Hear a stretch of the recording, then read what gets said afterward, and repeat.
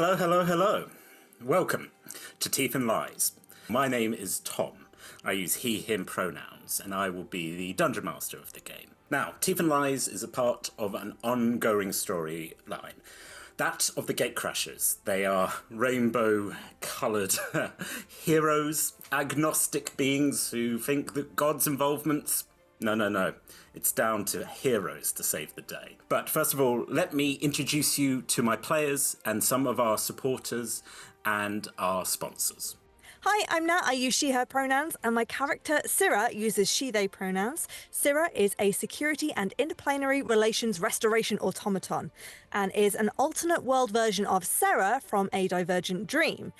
Syrah was also created by Nanny, a different Nanny, this time a dimension-travelling gatecrasher, and as their name suggests, they were created to help the Gatecrashers with their interplanar work, and they've been programmed to serve the Gatecrashers directive. At all costs? Hi, I'm Sean. I use he, him pronouns, and this is Bernard Hart, rockstar legend.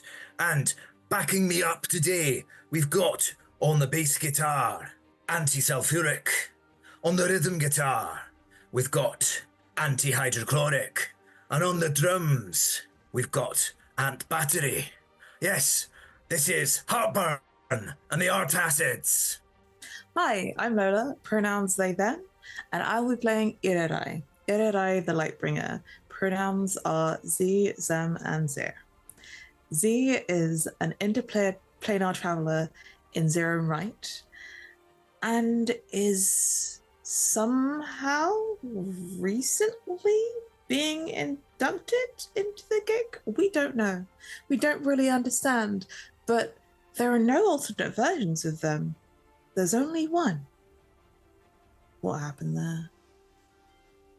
Hello, my name's Niall. I use he, him pronouns, and my character is called Ruin, and she uses she, her pronouns. She is a dark and twisted character with a deep, sad, tragic backstory that is hidden behind an iron mask, and even more infernal iron she's found in the depths of hell, more specifically the first layer, so not that deep when you think about it. But she died, or she would have died if it wasn't for a gatecrasher that saved her. Now, will she continue her vengeance or whatever it is that she was doing before the gatecrashers? Who knows? But we'll find out together this season in Teeth and Lies. Check out our sponsor, Phoenix Dice, for carefully crafted click-clack math rocks for use in your favourite TTRPGs. Phoenix Dice work with recycled goods, meaning their products and packaging are all made from sustainable materials. You can go to phoenixdice.com to check out their entire selection, including some limited roll-together dice. And if you use the code ROLLTOGETHER, all caps, at checkout, you'll get 25% off your next purchase. Big love to our D20 club on Patreon. They're great. You're wonderful. We love you so much. And they help us keep the kobolds in line, which is very important. They get up to all sorts of cheeky jam-related activities. Anyway, the D20 club, they've created a fan Discord where you can come and chat about all things Roll Together. And they've created a wiki page to help you keep track of all of our stories, which you can find at rolltogether.fandom.com. You can join and be as cool as they are from as little as one of your local currencies per month by following the link in chat or in the description below. We are delighted to be supported by Idle Champions of the Forgotten Realms, a Dungeons & Dragons strategy video game that brings together D&D characters from novels, adventures, and multiple live streams into a single grand adventure. You can select your heroes and formation, then battle through waves of monsters for free on PC, phone, PlayStation, Xbox, and Nintendo Switch. And if you put !code into chat, you'll get yourself a free Electrum chest. You can find us on Twitter, Facebook, Instagram, Threads, Blue Sky, and TikTok by searching Roll Together RPG or by following the links in chat or in the description below. If you can't join us live and want to see our previous adventures, you can catch up straight after on YouTube or on your favourite podcasting app by searching for Roll Together RPG. Finally, we run queer-friendly tables and encourage and support trans and GNC players and characters in our games. Our players and DM may portray characters that are of a different gender to their own. We aim to avoid misgendering but acknowledge that it does happen. We welcome corrections and have a company policy in place for correcting people on pronouns. Check out Safety in Chat for content warnings and some of the safety tools that we use through the TTRPG Safety Toolkit. Didn't they do well? Let's get to it. Let's save the multiverse.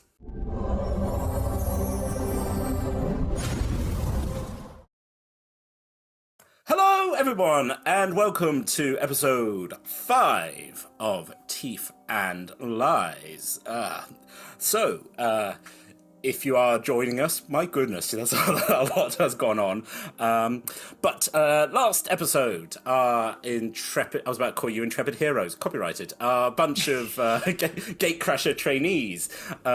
They confronted a terrifying vampire lord in his own castle, very brave, very demure, and they were able to basically fight him back quite successfully, and imprison him in a force cage where, and there was some confusion. There was a butler who wanted to surrender but got paralyzed. There were a bunch of ghosts. There was a creature known as the Briderer. Yes, no, folks, it's been a little while since we recorded. Now we will have to remember that. But as things were coming to the end, the half-elfin Gatecrasher, who had travelled in with the party, emerged carrying a Harrigan-looking cryptid. This was Twist. It was also revealed that Twist had come with the prisoners and wasn't actually the same person who came with the party, at which point a very poor, lovely Fry Cream Gatecrasher was stabbed in the back. Quite literally. And again, folks, it's been a while, so everyone's remembering the sad thing. So the Fry Green lost his key as a Gatecrasher who we've codenamed Constantine, revealed himself as like a shapeshifter. He attempted to open a portal, we believe, to Avernus, but Ruin decided to cast such a spell magic, and something went wrong. The spell didn't happen, and rather than opening a portal to Avernus, a wild portal was open, and a large quantity of the party were dragged off to parts unknown, apart from the person who I'm blaming for all this mishap, who was Ruin, who was able to basically teleport away. For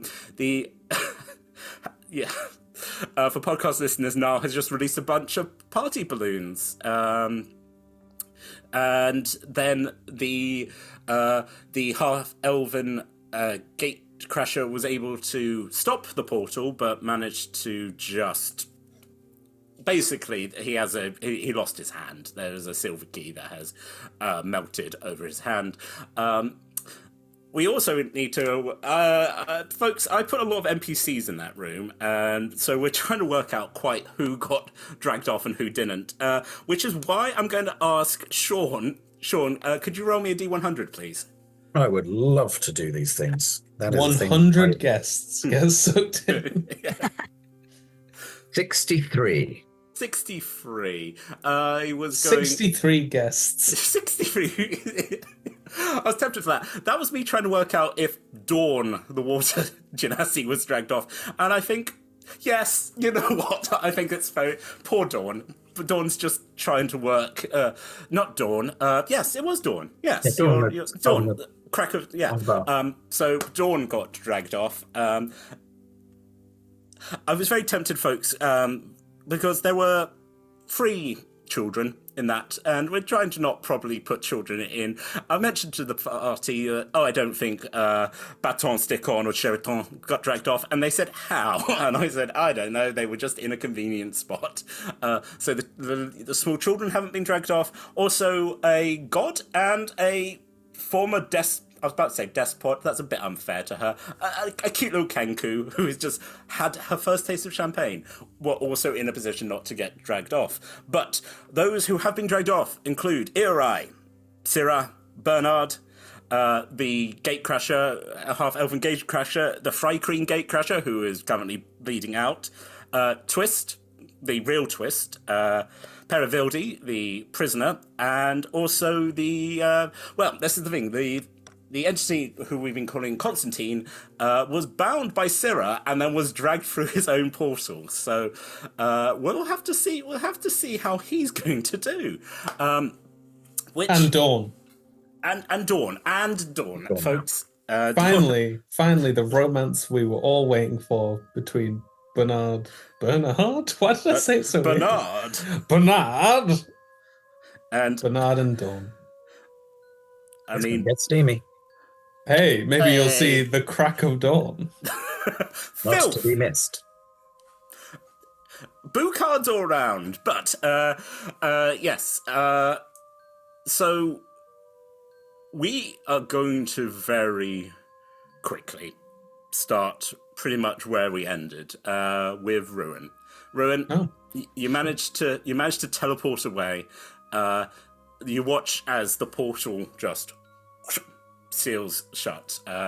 You're late boo card there, Lola, but appreciated. You're doing the I was Lord's like, work. do I have it or no? It's the most important thing. So It clearly is I must. of all the tools we've got. So, Ruin, you are currently in the destroyed dining hall of the vampire. His guests have mostly scattered. I mean, some of them got possessed by ghosts and ran away. He turned into a mist, like a big hero, which you then put into a force cage. Yeah. Do I have him trapped currently? The mist is swirling around. I think we were trying to work out what happens last time, that if you turn from a mist back into a person in a small cage... You're still, because it was a circle, so Yeah. he would just be trapped inside there. But if he's human size, that's not going to cause him damage to sort of hit the sides. I don't think it's that. It would have to be 30 foot. It would have to be like a 30-foot drop, I believe. Right. And I don't know if it is indeed a sphere with a radius of up to 10 feet. So we cut to the rest of the party. we cut back again. Nah, it'll be all right. Yeah. Yeah, so he's a misty boy. He's a big old misty boy. Okay. Well, I look around the room, and I guess I see Sylvie Loki. Yes. And, well, no, you don't see Sivloki. You see Broken Glass, who is like... Sivloki had become invisible and was holding Broken Glass, who wasn't invisible. So there's just this Kenku floating. And you kind of see, like, the Kenku being carried off sideways towards one of the doors. You can tell that this being is trying to make a very subtle escape. So I would suggest you stop. The Kenku turns back and then it's like, okay, we got to stop now. Kenku's put down and starts walking back to you. Hello, I don't think we ever actually met. My name's Broken. Nice to meet you. And offers you a wing hand. Now I have heard, Broken Glass was one of the prisoners we were trying to... Yes, as was Perivildi. Perivildi, who has now disappeared. But Yeah. So this is indeed half of your mission. Yeah. And your friend? Mr. Loki. It's just... Nobody's here! Just comes back. They're very nice once you get to meet them. They were trying to save my life. Well, I would like to meet them. Oh, so walks back, puts up, and then it's just, again, it's like hands in the air, like bringing something back. You can drop it now. Woomph. This woman dressed in a very large green dress, again, blood round her mouth, fiery red hair. Hello? Now, can you tell me who you are? What you're doing with this Kenku? And how you're involved with the Gatecrashers, and whether or not you know how these keys work. Oh, of course. I am this child's nanny and carer. This poor child was kidnapped, and it is my job to return this poor innocent beast, child back to the good people of the Gatecrashers, such as yourself. So my duty done now. I'm not a Gatecrasher. Well, you're as good as, tainted by the... but if you could get one of the Gatecrashers on, one of your little keys, then I think my duty here is done, hey? You mean you're genuinely trying to help get the Kenku back to the Gatecrashers? Oh, absolutely, of course. I am very concerned about this child. I toss a soul coin to Sivloki. Do they seem affected by it? What would the effect be?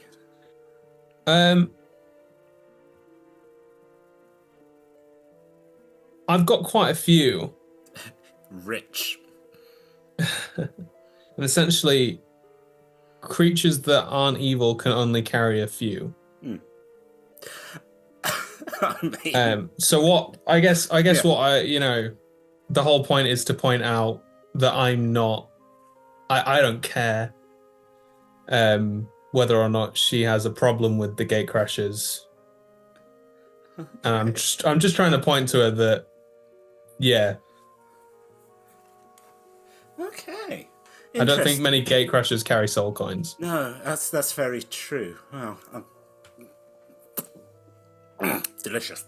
Anyway, yeah, okay, you bought a truth. I feel I have a bit of a debt to this one. It's an alternate version of myself was floating around in its head. I was floating around the head of one of your, now a Gatecrasher, some sort of little elfin kid, had a squirrel. Faerun. Anyway, so I took on this form, borrowing a body of a wronging. Don't worry, sort of souls. I just wanted to see what was going to happen, and actually, I have to be honest. No offense, kid. None taken. Very nice, very vanilla, which is a shame because vanilla is a delicious flavour, but it's actually just very polite and very calm.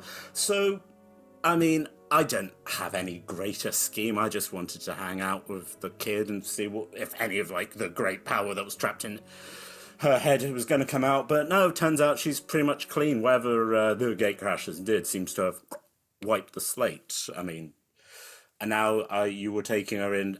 I was being taken in to have a chance to redeem myself and to try again. Yeah, that was what they were going to do with you. Yeah. So, thank you for the soul, much appreciated. I'm gonna go. I like your vibe. I just want to say that this is fun. I like the armor. I like the mask thing.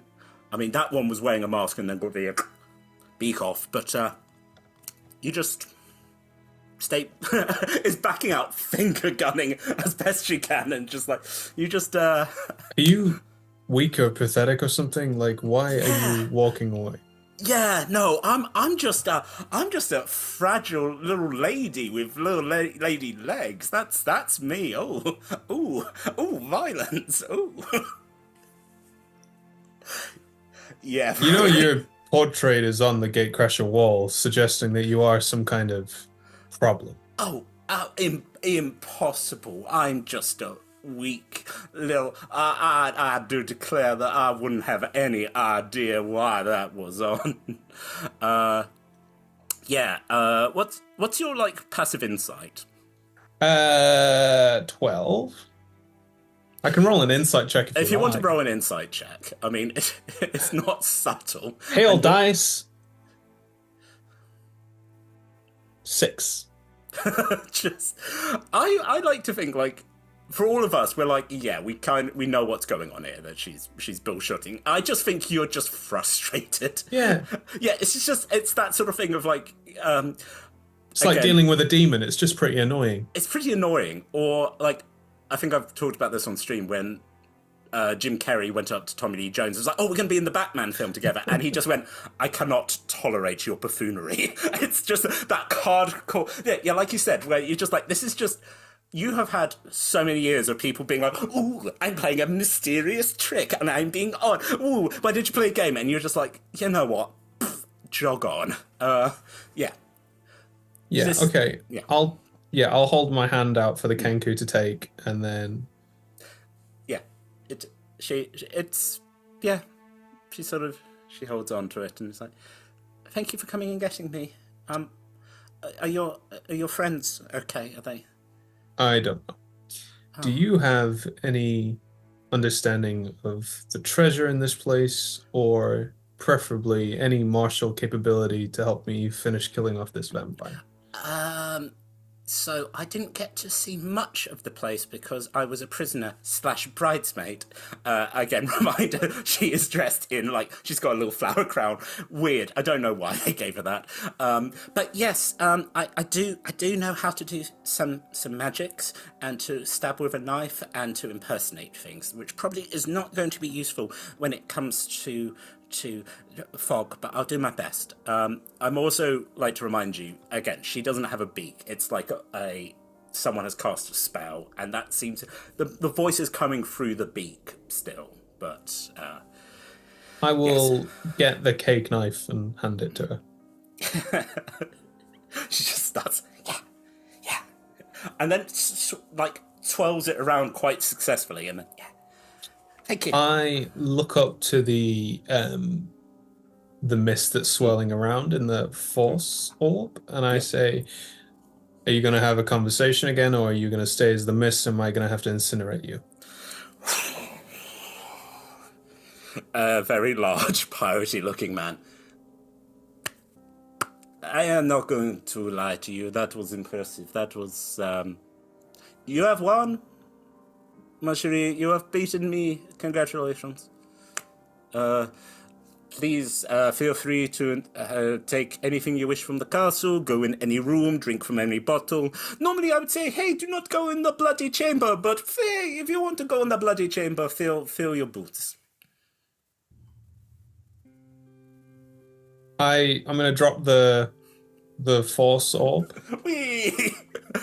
just falls. Boom. Tries to do a superhero landing, but there's a slight crunch. It stands up. Why don't you lead me to all your keys? All of them. Oh, that's... I want another one of those silver ones. Right. You think you can master the power of the Gatecrashers then? I walk up to him nose to nose, and I go, I know I can.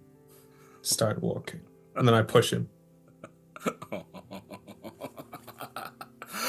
Woof! We travel across the plains, across existence, as we watch we're focusing on our three heroes as they are just plummeting through dark, cloudy sky. Folks, it is a dark and stormy night. There is flashes of lightning. You have all been spat out, almost like 300 feet in the air, and you are all just now plummeting down as you're hearing the crash and the roar of lightning and thunder. I'll tell you what.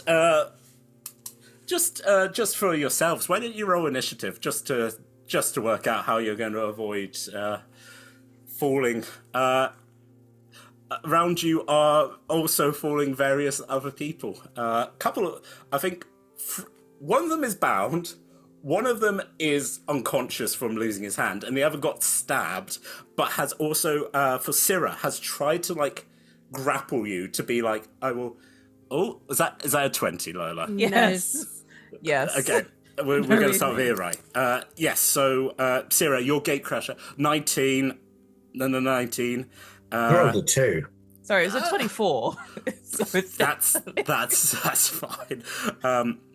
Yes, so, as I said, Syrah, your Gatecrasher, who is bleeding out, from a knife wound, is trying to, get below, so whatever, and it's also sort of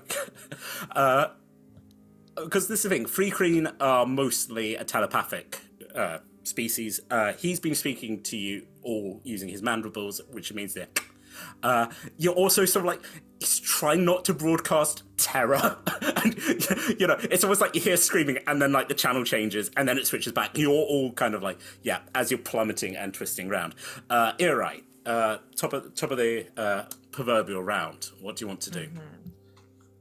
I'm pretty sure I could do something like slow falling. I don't know. Probably not. Yes, I can. You're a monk. You're fine. Yeah, I can slow fall. Yes, it's us that fucks. Does anyone need a hand?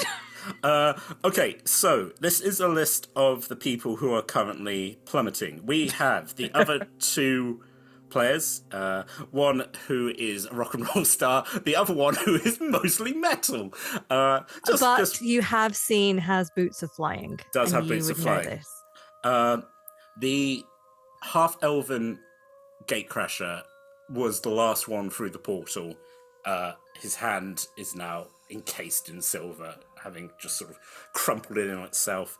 The Free Queen, as I said, is trying to be a hero for Syrah. Twist has woken up and it's like, oh my god, oh, what's this? Oh, you know, utterly terrified. Paravildi is just literally is like falling, like arms crossed, like, fine. Of course this is happening. The Dawn, the bartender, is just like is also screaming at the top of their lungs as they plummet, and a bound Constantine is just like is cackling. You know, it's the cackle you get when you go on a roller coaster and you're like, I'm utterly terrified, but my response to this is cackling. Yes. Right. Who would Irai have identified as being the most important, like, for Zir to them to try and do something about, like, right? Because you've got one person who's unconscious, and there's one person who is bound, but the bound person kind of caused this problem. Yeah. Also, Dawn is a civilian.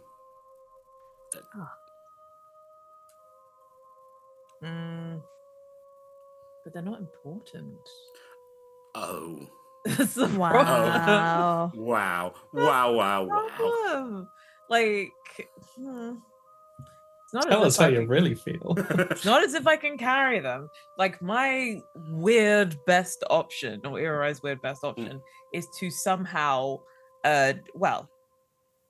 Z is slow falling. Yeah. I don't know if there is any way to do some kind of, let's push off the air and also, like, I don't know, try and slow other people's falls somehow. I think you could. It's worth a shot. You know, sort of like. I mean, the momentum of them falling without any aid compared to you having magically.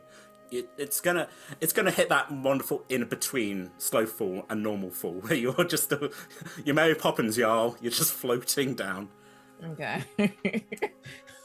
So I guess what you get is probably Irai kind of jumping around almost in the air using some kind of step of the wind to like push off like I don't know, thicker pockets of air and like try and slow down a bunch of people.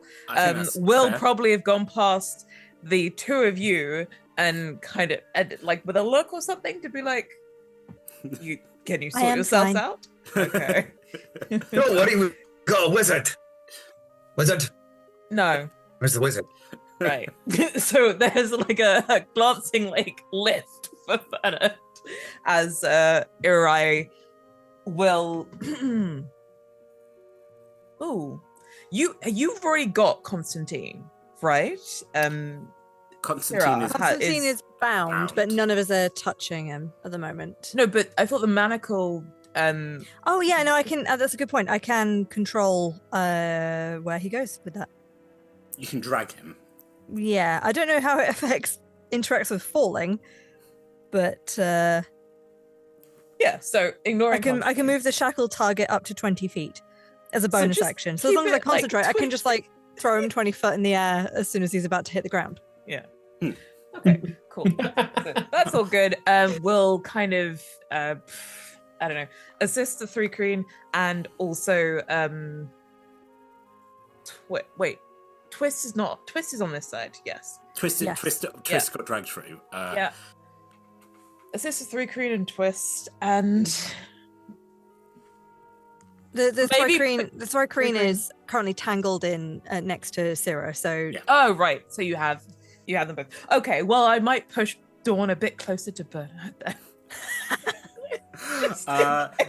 Can you just make a with advantage, make an acrobatics roll, because I'm gonna let these again. I just want. This is like not turn by turn. This is generally what we're all doing as we're plummeting. Yeah. Okay. Oh no, that one fell on the floor. It sucks to get a good roll when you are rolling initiative, because I rolled a 6 and a 1. So it's a 10. Yeah, I didn't think this was necessarily going to go well, but it's much better than setting them all on fire. So it is. It's a lot of you like bouncing around and like shoving, and you're watching these people like slightly cartwheeling around, and you're just like, yeah, that's helping. It's not slowing anyone down, but actually, I think if you were trying to like, you do like. Poor Dawn, who was just like, oh god, this is how I die, and then suddenly Eri appears, shoves them, and they're like, oh no, and actually directly into Bernard's very arms? close to Bernard, just like, you're like, I ship this, as he just, as he like backflip away. Yeah, because this is something that we should all know about Eri. was flirtation before, if I remember correctly. Yeah. See, loves. Comments about fire and water and steam. I mean, I like people who serve me drinks. What can I say? Again, which is why Wow. you spend so much time on the, the pub tour circuit. You're like, hey, this is great. Maybe I'll headbutt them later. I don't know. The night's still relatively young. Okay, so that was Eri. You don't abuse bar stuff, just the No. patrons. Exactly. I guess, is it more prudent to start to slow fall after I've reached terminal velocity, so I then slow down again? Probably. As a Probably, yeah. I think that's fair that because sort of, otherwise I stop falling as fast as everybody else pretty much immediately. which I think is Like, very funny that you just go floating up. You're like, goodbye, my friends. I tried. Yeah. Yes, I think that's fair. I like the idea. You do a sort of like kick. You're pushing people around. Did you help? You certainly didn't hinder, and then you start slow. You start slow falling. Well, no, I'll keep slow falling until I'll keep falling as normal until I absolutely need to slow fall. Fair enough. So that will be, as I said, this isn't a turn thing. This is the general thing until you're going to break through the clouds and then be able to judge what you do next. Syrah, Gatecrasher is doing his best to try and but again, sort of like blood is still like pouring out of his back. The sort of like greenish blue blood of the free green. Just. I probably should have just cure wounds. Yeah, as I went past, but that's. The unconscious person would have been more helpful. Oh, who was unconscious? The half elf, Gatecrasher. the water elf. I guess, could I have retcon and done that as I was like trying to put plus, or would that have counted as more than one action? Make a. I want to say sleight of hand check to see if you can.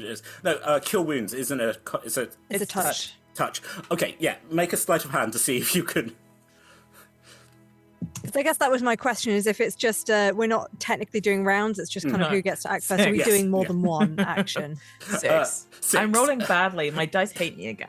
I think that's the thing that you sort of like you kick off and you're like, no, I'm still going. And she's like, okay. I don't know why I keep thinking of you like cartwheeling and like backflipping. You're just acrobatically like, no, well, missed him as he's unconscious.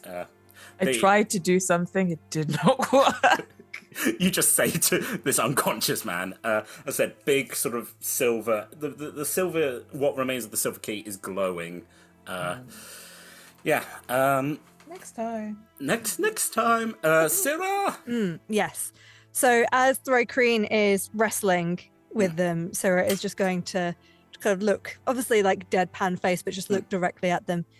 Do not be ridiculous. Remember, I can fly. That's a good point. I just didn't want you to get hurt. Just while they are fussing, we'll just we'll grab onto them. So can I double check then? Are we doing turn based so I get one action, or can I give you a list of the things that I'm going to do? I'm going to give you a list as we're sort of like, because I let Lola do some cartwheels and some stuff. It's sort of like, yes, Sure. Obviously, yes, sort of a few actions as we're just cool. Then, as they are fussing and being like, oh well, I will just cast Cure Wounds 3rd level on them. So they heal. Yeah. So that's going to be 3, 9, 14, 18 points of health. He's stopped his dying. He's just Please stop dying. Okay. Noted. And I'm gonna hoist my my banner that I've got over my shoulder in a way and kind of try and flip them. Oh, get away, thumbs up. I'm just gonna try and flip them onto my back. I know that they are much bigger than I am, but with the point of they can kind of, I'm like a skateboard. Sorry, compared to Cowabunga, dudes! They are silver surfing on my back. And they could use my banner to hold on to. And I'm going to fly. As a sail. That would be like the sail. Hoist the sail on high. That's very sweet. Sort of like, you do that. I want you to make, let's just say a dexterity roll. Oh, no. I know it's not your thing, but just, unless you want it to be like strength, and this is where you're just throwing things. I mean, yeah, it would be just a strength, like. Let's say it's not dexterous, but it's like you healed this man up, and then you're just like, get on my back. Yeah. Oh well, that's a nat 1 for a 5. you throw Fly Green, and it's like, heavens! That was too far. And just it goes flying off the other way, and just bumps into Constantine. He's like, how you doing? It's like, you stabbed me, bastard! Like, just enjoy the ride, old man. We're gonna be dead in a second. Have a good time. I think you all need to relax. And I'm casting, the second thing I wanted to do was cast command on everyone. Not Irurai and Bernard, but like Dawn and Paravildi. Dawn, Paravildi, Twist, and Thrycreen. Yeah. I can do 4 at once. Can they make a wisdom saving throw, please? Unless they choose to fail it. Bless his heart. I think Twist's much too confused to be like, I don't, let's have a quick looky. Lou, rolling a. Sorry, I'm just opening up the encounter. I don't know why I've made it an encounter. So 1d20 is that was it. So I rolled a 2. So fail. 11. Fail. 4. Fail. And 14. Still fails. So all of them are relaxed. Everyone's just like, hey. The Fry Queen's like, you're right, I should enjoy my time. Constantine's like, love to hear it. And just cartwheels again. Everyone's cartwheeling through the sky now. It's just, I assume this is what it's like when you fly out of a plane. Lots of aerobatics. Yeah. And actually on that, I don't want to take the mick in terms of how many things to do. No, it's fine. Yeah. But in terms of like the amount of fly speed I have is equal to my walking speed. So I can fly 30 feet. So I will start to try and follow Irurai's example of like getting people into a circle. So we can do the skydive circle thing. Roll acrobatics. That was so much more of a generous route. As far as you know, Irurai just started kicking people in the head. That's not okay. No, this is a good idea, Irurai. Bernard, try and grab onto people's hands. Acrobatics, really? Yeah. Oh, okay. Oh, that was an 18 actually. I'll take. You start maneuver using your little boots. You start maneuvering people, so everyone is relatively in a circle, falling now. Any more? Just that I'm going to try and. I guess the idea would be for Irarai and myself to be opposite sides of the circle. Bernard, I can't remember if you have any flying abilities at all. Lol. Great. So yeah, trying to get Irarai and I the opposite sides of the circle. But yeah, the idea is generally like get everyone holding hands where possible and someone holding on to the end of my banner. And then I can start, as soon as we get close to the ground, start flying upwards. And she's not the strongest, but she's kind of like, she's strong. And then maybe Irarai can try and slow fall the other side and help. This is the plan. Yeah, you're maneuvering people into what hopefully will pay off as a as a sky falling. Yeah. I'll bonus action throw Constantine 20 feet higher than everyone else, just so we can stop talking to Throw Green. Very sensible. Darling. Off I go. Bernard. Yeah, so Bernard can do many things. Fly, or even fall gracefully, not amongst those. However, my list of things that I would like to attempt. So, I mean, one thing, if Dawn is being kind of flung towards Bernard, he will try to kind of maybe get her on his back rather than so that if there is any fall damage, like hopefully she'll kind of be absorbed. It'll be absorbed by Bernard instead. Yes. Do you want to? She's going to fail it, but like if you make like an unarmed, like we're doing a grapple, so you can just to make sure you can grab hold. Strength check. Yeah. I will do this. Oh, I didn't roll very well, but there's still a 10. Okay, I think I'm going to sort of be, it's a bit ungainly, but she's now on your back and is. If I can argue for athletics, it would make it a 15. That's okay. I think that's fair. As a 15, because like with the 10, I was going to be like she's now holding on a bit too tight around your neck. With a 15, I think she kind of has a moment and be like, that's probably not a good idea to choke him out while we're up here, and so loosens. But she is now holding arms around your shoulders, and as you are falling now, down and down. And then I'd like to kind of. Obviously, we can't see the ground yet, can we? You're just about at the end of this. You're just about to break through the clouds. So the rest of my list is kind of. I kind of need to be right next to the ground before any of this is going to make any sense. Sure. So yeah. Not quite holding actions, but this is what I think that's fair. I think with that we're going to break through the clouds. So with a combination of, I'm presuming it's going to be a dex saving throw. I have danger sense, so against effects I can see. Now the effect I see, as I'm seeing it, is me about to splat into the ground. So I would like to have that advantage. It's not quite. It's the ocean.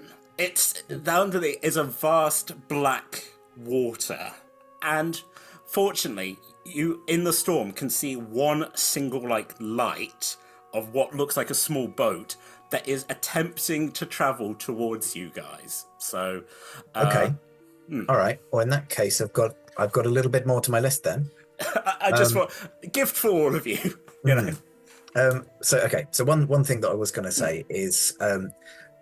Can I cast Burning Hands from my feet? And if I upcast it to level 3, I'd literally just kind of, as we're kind of reaching the ground, just kind of almost like Jack Boosters, just try to burn out the soles of my shoe. Incredible.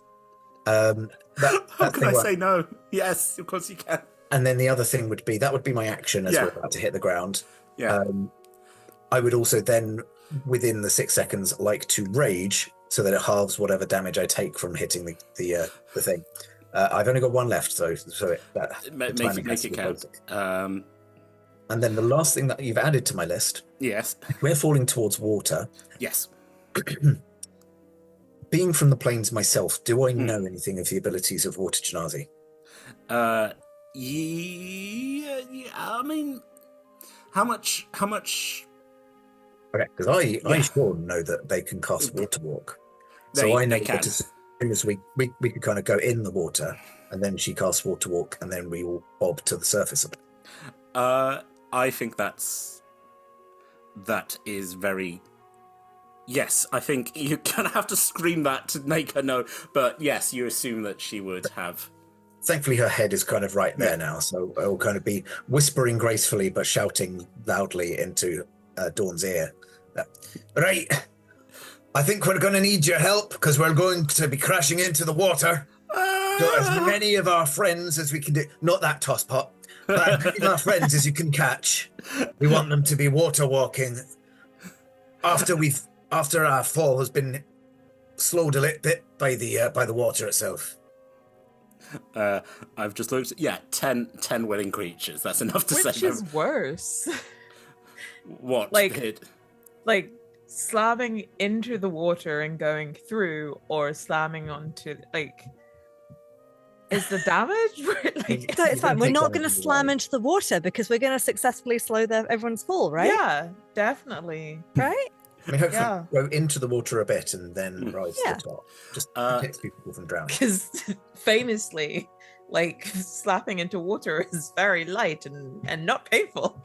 Absolutely not. Keep your legs straight when you hit the water. This is fine. This is all fine. Yes, Bernard Wilco. You see, she seems terrified, but it's also... She's not terrified, she's relaxed. Hey, okay, I mean... Yeah, water walk as soon as we hit the water. Yeah, I can do that. Yeah, stay calm about it, but also do it sharpish. You know, I think I should be scared by this, but I'm not. This is fun. Yeah. Just a bit of skydiving. My pants. Yeah, it's all good. I'm so relaxed. Technically, command only lasts 6 seconds. As you all have broken, you see that there is a boat coming. Again, sort of, it seems to be mechanized. It's like a small sort of and you can see again. There is thunder and lightning, so you're catching it in the flashes. But you can also sort of, as you are, another 50 feet, another 50 feet. It seems that 2 entities have kind of taken off from the ship. One seems to be in some kind of mechanized suit, what we would now know as jetpack. And the other one has massive wings, humanoid, but has big, almost angelic wings, and they are making their way. The angelic creature is faster than the jetpack, but they are both heading up towards you. It's the Rocketeer and Angel from the X-Men. I thought we needed a crossover. It's much better than what I was thinking about Marvel stuff. Yeah, well, just Captain America and Iron Captain America's wonderful when Captain America grows his mighty wings. No, I mean literally those little ones on his head. No, I'm talking about it doesn't matter. Yeah. So yes, they are heading their way towards you. I'm going to say, sort of, by the time they get to you, you're going to be about 50 feet from hitting the water. Anything you'd like to do before these beings reach you?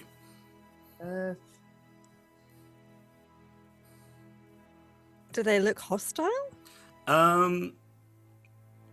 Make a insight check. I'll also let you make, because I'm speeding this up a little bit, where they are close. They are within, sort of, they're getting upon you, so you can probably... Possibly on a first on-stream in-flight insight check. Yes. As a 16. No. They seem intense.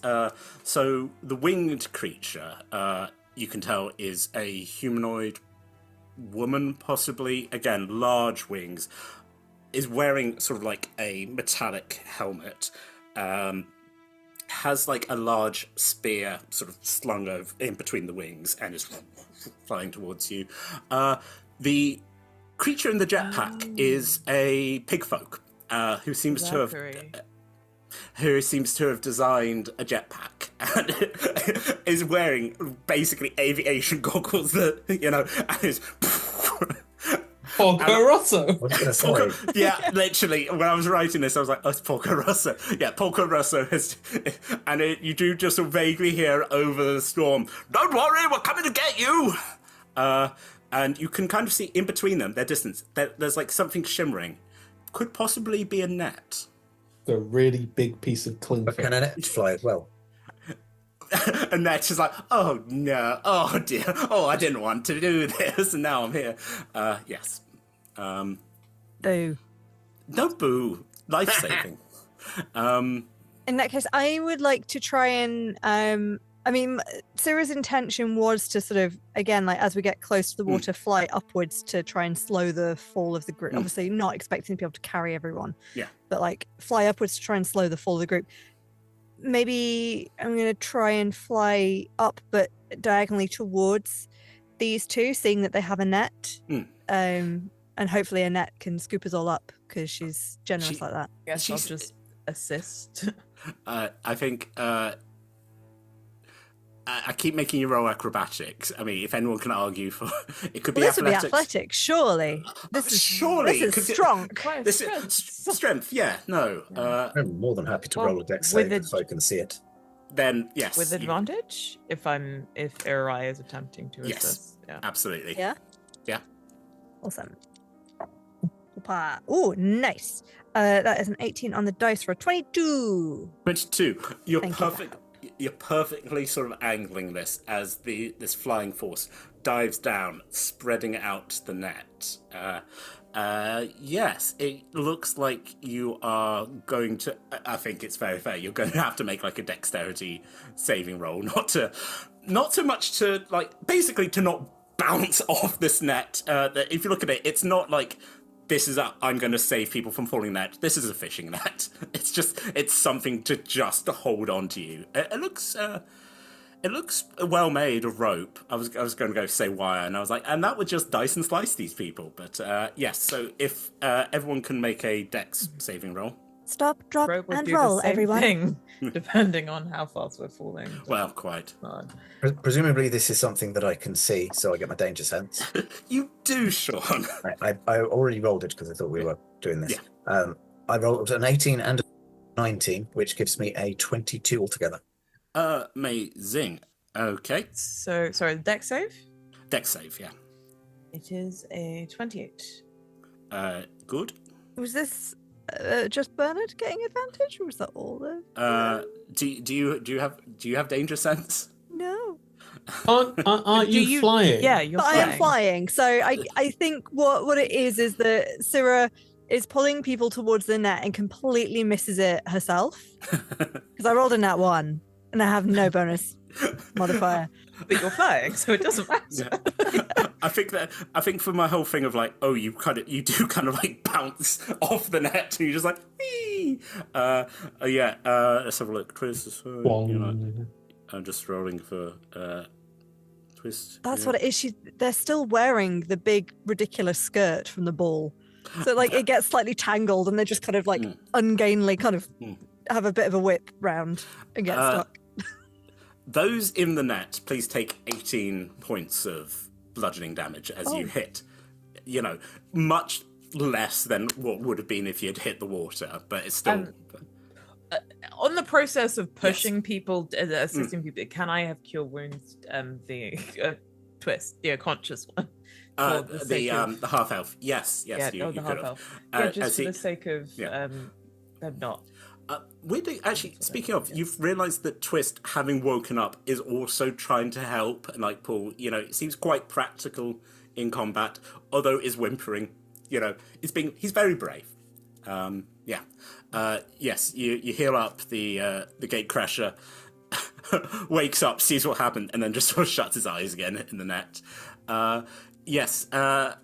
May I have raged as we hit the net? You absolutely could have, yes. So you take 9 of that. You take 9 Net. of Syrah, you haven't taken damage because you haven't hit the net, but you kind of like bounced off. I was rolling for the others. Everyone else has got, like Dawn, I think, takes the lesser damage because on top of Bernard and that.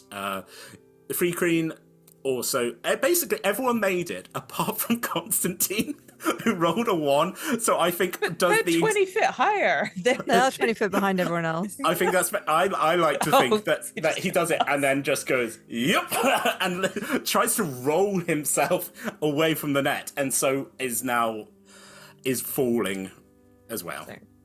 Will bonus action pull him 20 foot back up in the air towards us. You like a fish, you just and drop him in, and he's just like, ugh. I would like to point out that actually Irarai landing on the net is very graceful, and Of course. Z takes no damage because Of course, evasion. That's fair. That's Yeah. more than fair. It's very dainty. I mean, everyone else has taken damage. Constantine just bounces and slides down. The Valkyrie and the pig kind of close up the net slightly, and the pig's like, "Don't worry, we're gonna get you back to HQ. Pleasure to see you all again. Bernard never got to meet you, but I heard you spent a bit of time with my friend Alba, so good to see you." Bernard, again, you never met him, but Alba did have a gatecrasher who got murdered, who was a pig. Remind me. Yes. Would the Valkyrie and the pig, were they the people that negotiated with begins with a G? Oh, Garula. Garula. Well, or that's negotiated with Bluebeard. Well, that's the yes. In answer to that, well, that's the thing. Gruda told you that there was a winged woman who travelled through.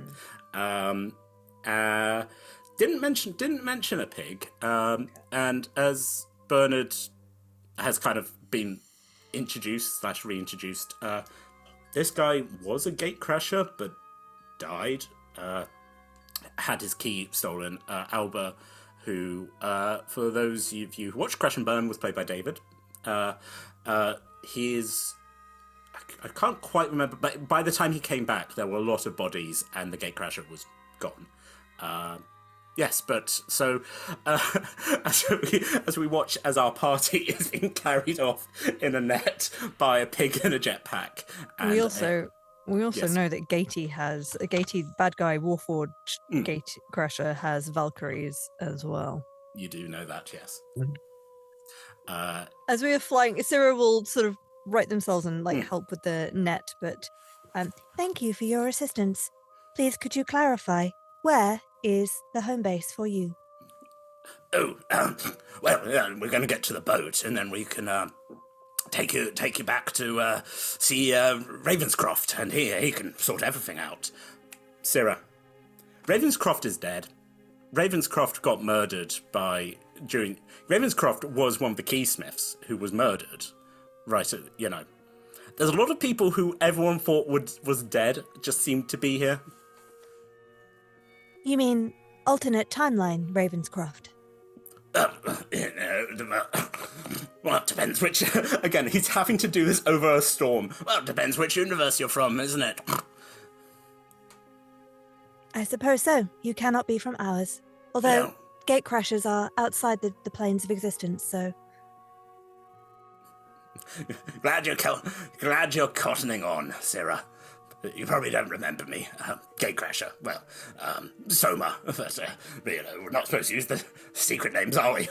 But you remember me? Of course I remember you. You think you've met this guy, in all your time serving, I mean, you knew Gatey before Gatey got corrupted. Yeah. Interesting. My memory banks seem to have a slight fluctuation. That'll be the storm. You pick up that the Valkyrie is staring into the net, but actually, if anyone wants to make an insight, you know, because the two of them are mostly focused on going forwards, but 19. Staring at Twist with sort of, again, you know, it's that sort of thing of like going. It's like if you had a friend who you were close to, and then you had a really big argument, and then you see them again in public, and you're like, "You're gonna bring up the fact you're really mad at me," or you know. But she also sort of like turns back with her, you know, and is focusing on the storm. I got hurt feelings. I got hurt feelings. Which plays over the speakers. Yes. Before, let me just quickly. Yeah, before we cut back, is there anything anyone wants to do in this net? Or it's not going to be much good for conversation, but you all at least seem to have survived being flung out into this deep, dark storm. How is Constantine looking? Pissed. You know, it's the sort of thing like you're kind of vaguely thinking where he's like, yeah, okay, I'm smart, I can work my way out of this. And now he's in a literal net with a bunch of people who hate him. But, like, the cackling of the roller coaster has fallen, and he's sort of become sullen.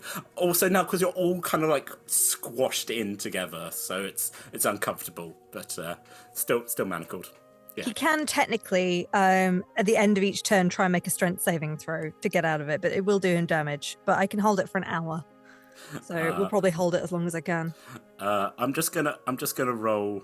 I can barely hold it for 10 minutes if I need to go. Yeah, that's the thing. Bernard's just going to look over at him, knows that everybody dislikes him, is just be like, "It looks like you wet yourself mid-flight. You should call yourself Incontinence Teen." I'm viciously mocking him. Roll your damage. I will. I mean, think this gimmick, is so. Yeah. What's he have to roll? 118. It's a 14. It's 9 points of psychic damage. Ow! I mean, that doesn't really make sense in world, but I still take. You know, you also watch as what a knife that he was trying to like get out of his coat to cut the net just drops and plummets down into the sea. He's like, biscuits. Yes, very, very well done, Bernard. Bernard, make an insight. He doesn't think you do. Sure. Well. That's a natural 1 for a 3. You are very good at vicious mockery. That was a quite the burn. Yes, well done. Pat on the back. Song later. Yeah, I'm gonna write a really rude song about how useless you are. Putting the burn in Bernard. Yeah. Era. Anything? To put the ard in Bernard. Oh. You happy just riding the net, Era, or? I guess. Can one run across this net? Just making sure. No, it's more of it's getting a bit. It's sort of like it's a little bit tight. It's a bit tight, you know. Sort of like, and there are about. What? Well, I guess. Who needs spells, right? So let's just do another cure wounds. Cool. On. Oh, on Twist. I guess. Because Twist had got beaten. So, like, the Gatecrasher with missing hand is back up. Twist had been sort of beaten up. So, if you're healing, that's good. And the Faerun got stabbed in the back, but also got healed up. So, yeah, if you're doing this. So, I guess whoever needs it. Yeah, I think that's. I like to think that as we cut to like a long view, as we watch as this sort of like the glow of this engine, and we just see like the glow healing magic coming up, and then like the attempt to cut again, and then also another vicious mockery. Yeah. So as three of the party and a whole lot of NPCs are being carried off across the ocean, we are now in a deep basement, which is just absolutely covered in keys of all various shapes and sizes. I know it's a visual reference to something that is an audio reference, but if anyone remembers the game show we used to run on this channel, where we had a room that was absolutely full of keys, it's very much almost based on this room. It's just absolutely covered in keys. The Vampire Lord stands there. Ruin, you're looking around. Yeah, it's also there is a small Kenku who is just sort of. I'm still holding their hand. Yeah, just holding onto your hand, and it's just. She's holding on quite tightly. It might have been a while since you felt someone like holding on to you for comfort, but yeah. Yeah. Yeah. Usually they're holding on to me as they die their last breath. Going, please, no, don't take my soul coin. It's mine, bitch. Yeah. Perot is like, well, this is my room of keys. You can say it is a hobby of mine, but you are interested in one particular, correct? Yeah. Yes.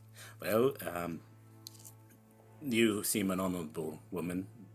I believe the contract is I give you the silver key and you leave, correct? Yeah. Offers a hand. Shakes. A deal was made. Sort of reaches up, like an unseen servant. Like, you watch as, like, well, again, it's unseen, but like things are moving. There's like one really like beautifully ornate gold key, like you would get if you were becoming mayor, and that is like twisted and is a clink as it comes away, and floating towards you is one of these silver keys, intricate, placed in your hand. You've looked at these things from a distance, but you can see the runes and the beautiful etchings that have gone into this metal that, yes, you can, from the little you've picked up on what's happened, you can kind of see why these are a rare resource. That the amount of work, from your experience of creating things, this seems. Could you make one? Risky, but you are a genius. Given enough time, given enough correct. You also work out that it's not just silver. It's while there's a certain amount of pure silver, there is other sort of beautiful, rare metals in this. This is, you can see why people have killed for such a thing.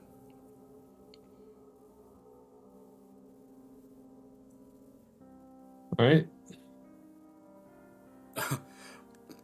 Nods, and so then nods down at Broken Glass, who kind of really like, when you've really angered a child and they're like, I want you to know, is there going, cute. Well, you fought a good battle. You almost had me. I know when I'm beaten. Best of luck for your future endeavors, I believe, as they say. And he turns and starts walking out. Does he leave? Yeah. Can I make a quick Arcana check about any other keys? Sure. Yeah. Wow. Wait, this is a D12.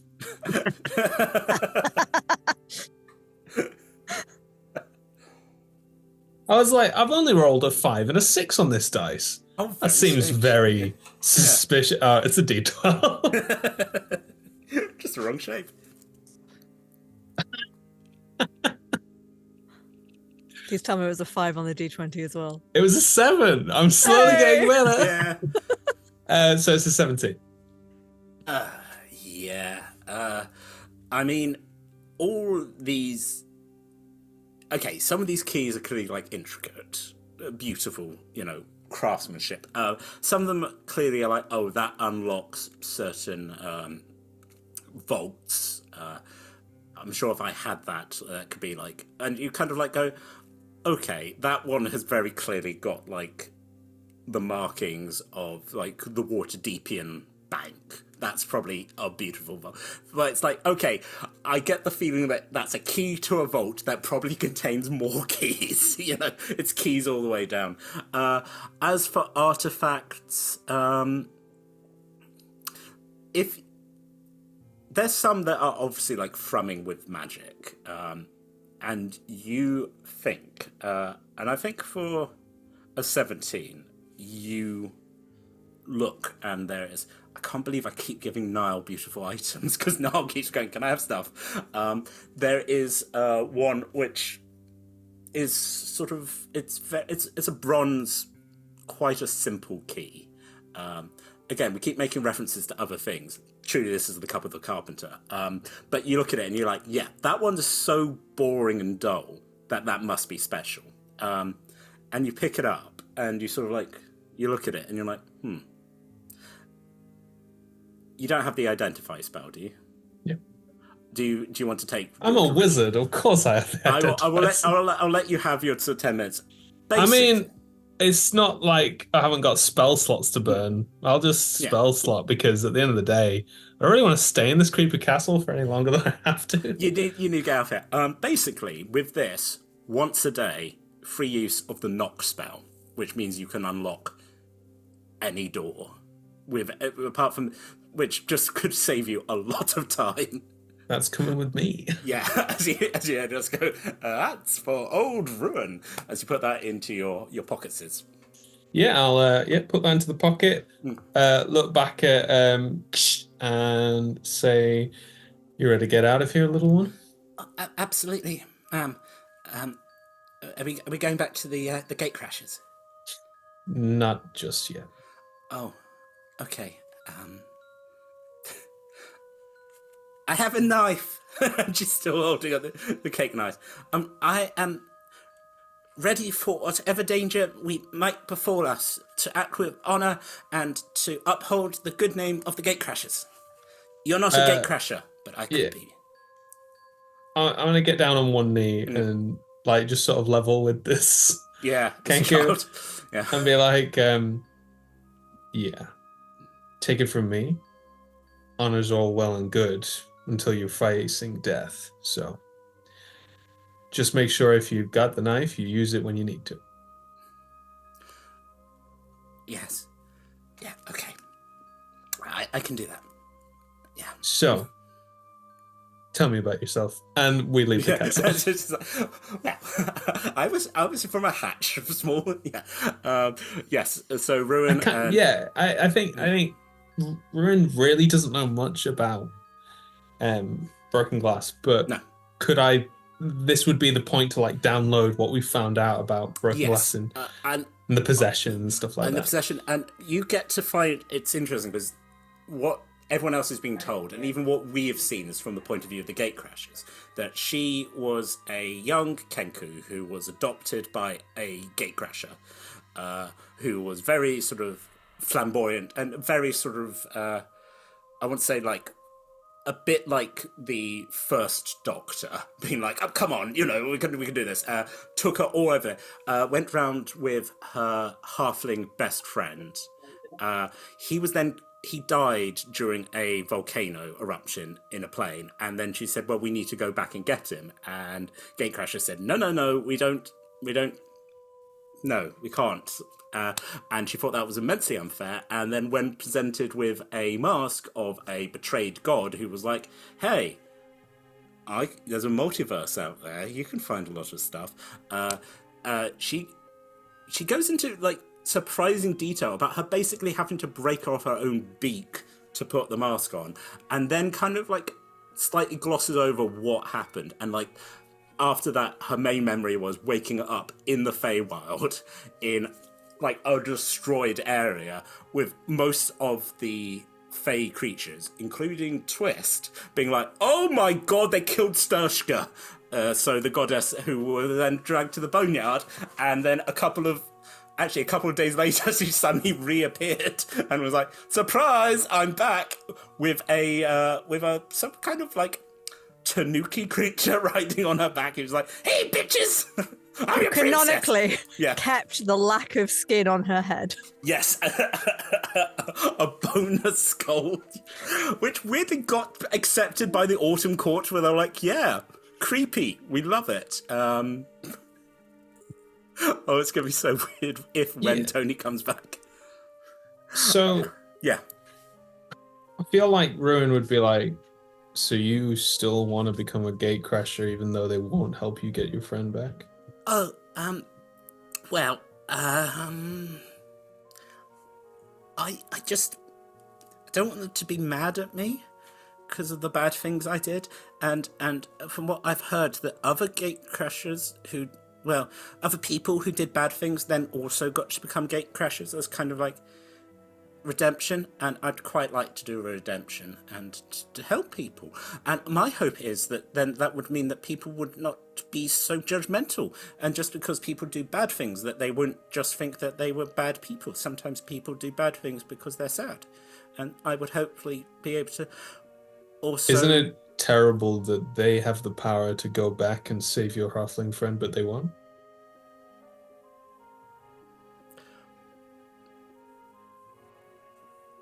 Make a persuasion roll. I think Ruin's like armor like starts to like go back. Yeah. And she goes, "My mother was killed. Oh. And I have spent years trying to find her soul again. And I died. Or at least was supposed to. And they told me I'm never gonna get to go back and finish what I did." Does that sound fair to you? No, that doesn't sound fair. That's not right. If her soul's out there, then she can be saved, and you could save her. Right. So, how about from this day forth, you and I have a little secret. We're going to use whatever the Gatecrashers have. And I'll help you find your halfling friend. And you help me find my mother.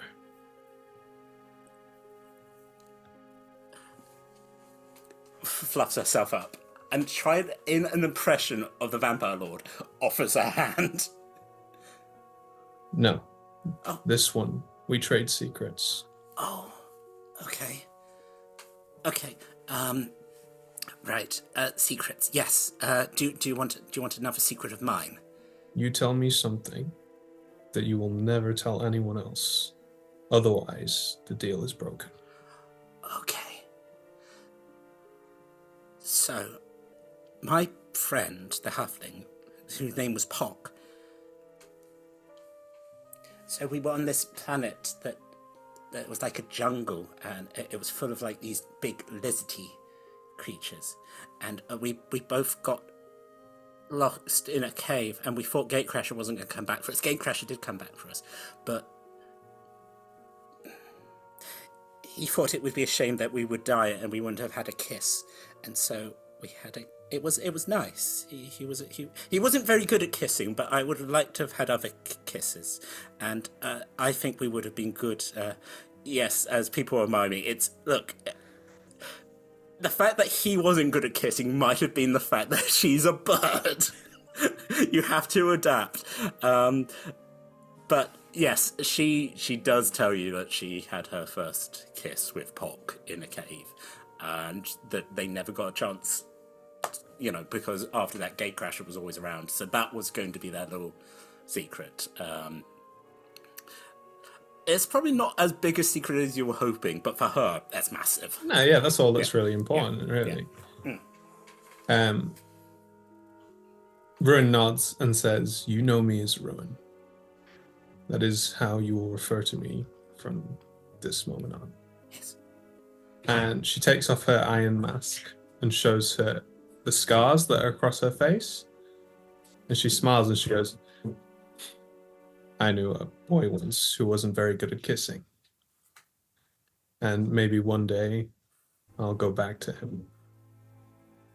And he'll know me as Barda Tana.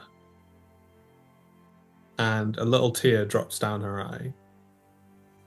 And she puts the mask back on and goes, anyway, let's get some rest. I'm sure there'll be another castle nearby. And holds her hand up. And as the would-be gatecrasher and now apprentice, Broken Glass, or takes the hand of Ruin, I think that is a good point for us to go to our break. Thank you very much for joining us. We'll be taking a 10-minute break, so go get yourself a light refreshment. Usually I'd be like, hey, something that happened in this episode, go climb in a net, go get a key. I don't know. Anyway, go tell your secrets to strangers. Go up into the street and just forever bond your souls or climb into a together. little hammock and wrap yourselves up and pretend none of this ever happened. I don't know. Yeah, just I mean, you don't have to come back. You could just... also, those of you who want to start updating the wiki, we're like, hey, it's all about real names. Anyway, we'll catch you all in 10 minutes. Take care. Hello, everyone. Welcome back. Hope you had an enjoyable break. You specifically. You right there.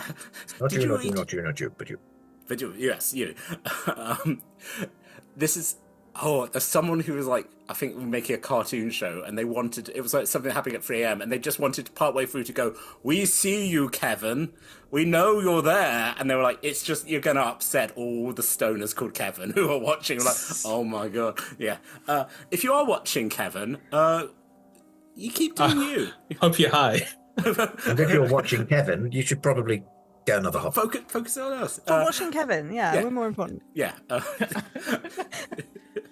What, my new son? Yes. Local UK stream team claim more important than born child. You're like, I mean, this would not be the only child of yours that we've established. It's very true on these streams.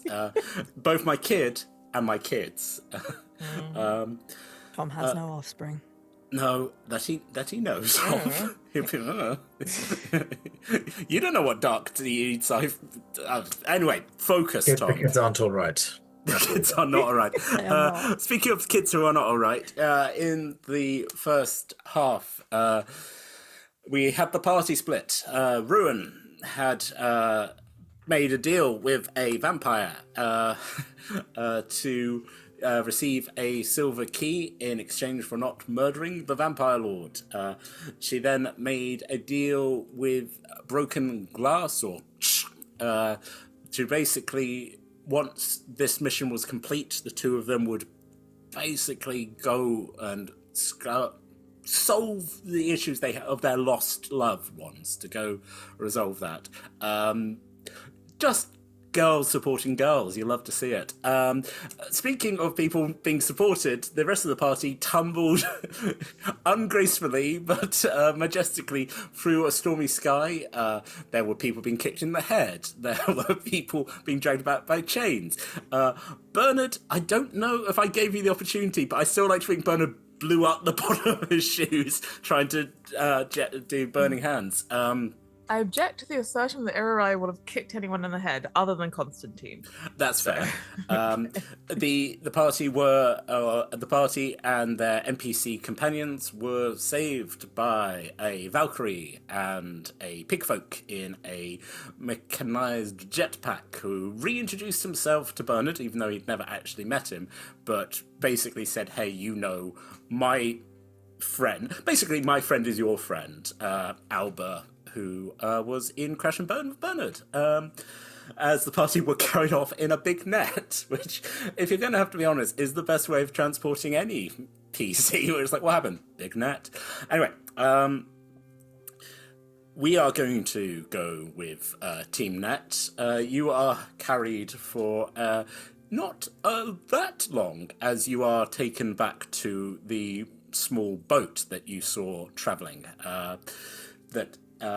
As you all sort of are rather they try and be delicate putting you down, but there is a bit of like, ugh, as everyone's released.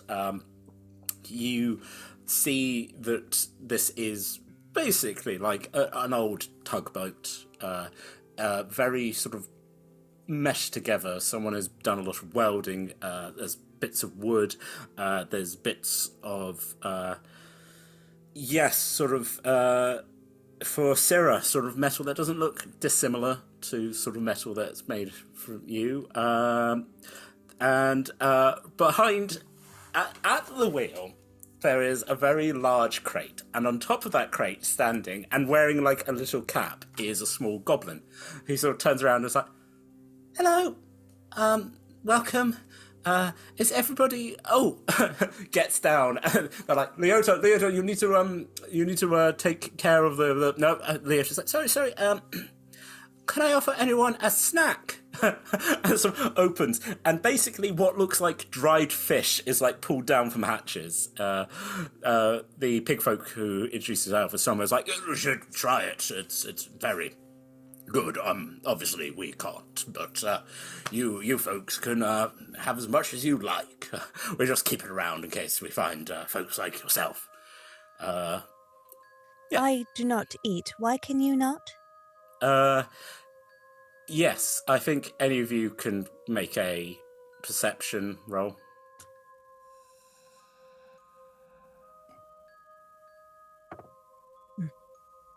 Seven. No. 1. Or 6. It's all down to Iroi. No, it's an 8. I think that's very good. Where you all like, why? Oh, from the. I think it would be easier if Ravenscroft explained it. He has a better understanding of such things. Yes. So.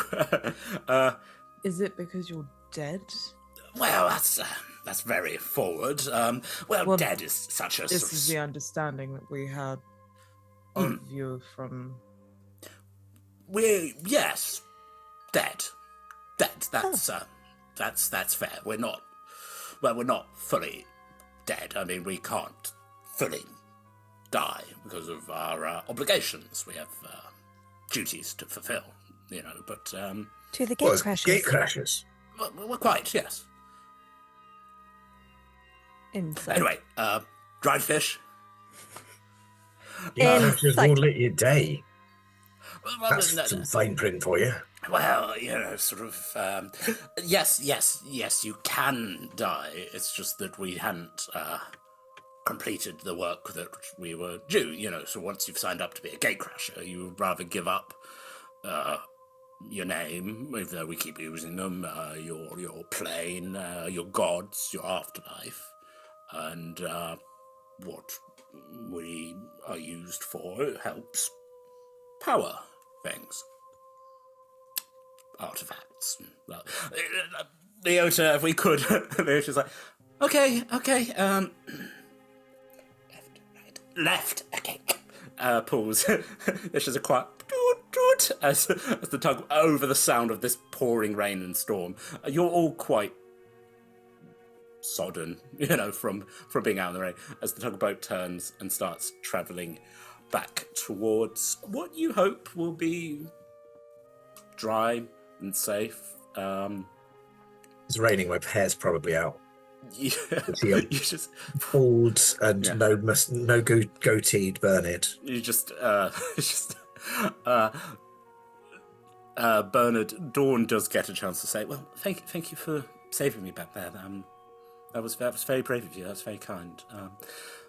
Considering I got dragged into. I got dragged into a lot of. I was working for a vampire, but no, That must have sucked. She just goes, "Hey!" We already established that she not only likes you, but also likes you as a musician, and just is like, folks, this is the heart of a lot of fanfics, where it's like, this cool rock star saved my life, and now we're friends.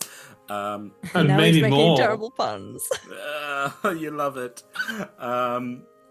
I'll just. This is going to take y'all a bit of time to get there. So if there are any conversations you want to have with each other or anyone else, you do find that more discussions about the whole being dead thing is kind of blocked a bit. Although you do pick up that the Valkyrie isn't dead. That she is just sitting there, like. Again, it's just a piece of fish, just true. Makes eye contact with Twist, who makes one, and she's just like, no, not now. Keeps chewing the fish jerky. I mean, do any of us catch that? Again, sort of passive perception, or I mean, Sarah caught it That's before, but 19. yeah, yeah, you see Sarah that. caught it before, but kind of doesn't care about their emotions. No, that's fair. Passive perception of 15. Yeah, it's definitely she's sort of like. I think Erudite is higher than mine. Sorry, I said it was 19 earlier. I didn't know. No, you definitely. I think you've all clocked it, but I think, as I said, like Sarah's just like. Sounds like a mortal problem to me. Just seems messy. Yes, the two Gatecrashers are the two living Gatecrashers are sort of in quiet conversation and sort of holding up and like. Fry Green has somehow got a little pair of spectacles and is looking at it. It's like, that is rather an impressive wound. Yes, well, hopefully we can get it treated. Do you require more healing? I think is contemplating it and then sort of looking at weapons and then is like, I'm okay for now, but if you do have spells prepared, then maybe kind of like focuses and then is like, okay, and tries to do the thing that you see when they're trying, and then just suddenly goes, ow, and then passes out again with the pain. This Valkyrie's like, oh no, We'll just, I'm going to do lay on hands, Yeah. but because this is different to a spell and is technically from my god, my paladin powers, but I'm more of a paladin of the Gatecrashers, so it's like whatever out of plane stuff that like powers the Gatecrashers, that's kind of where it comes from. But I guess it kind of manifests as almost an electric shock. I think it's very funny. He face plants down and you're just like, and he's like, ugh. Right, okay. Thank you, Sarah. That's right. So don't try and open gates with the lump. Right. Do we know which plane we are on? Irarai, can you tell?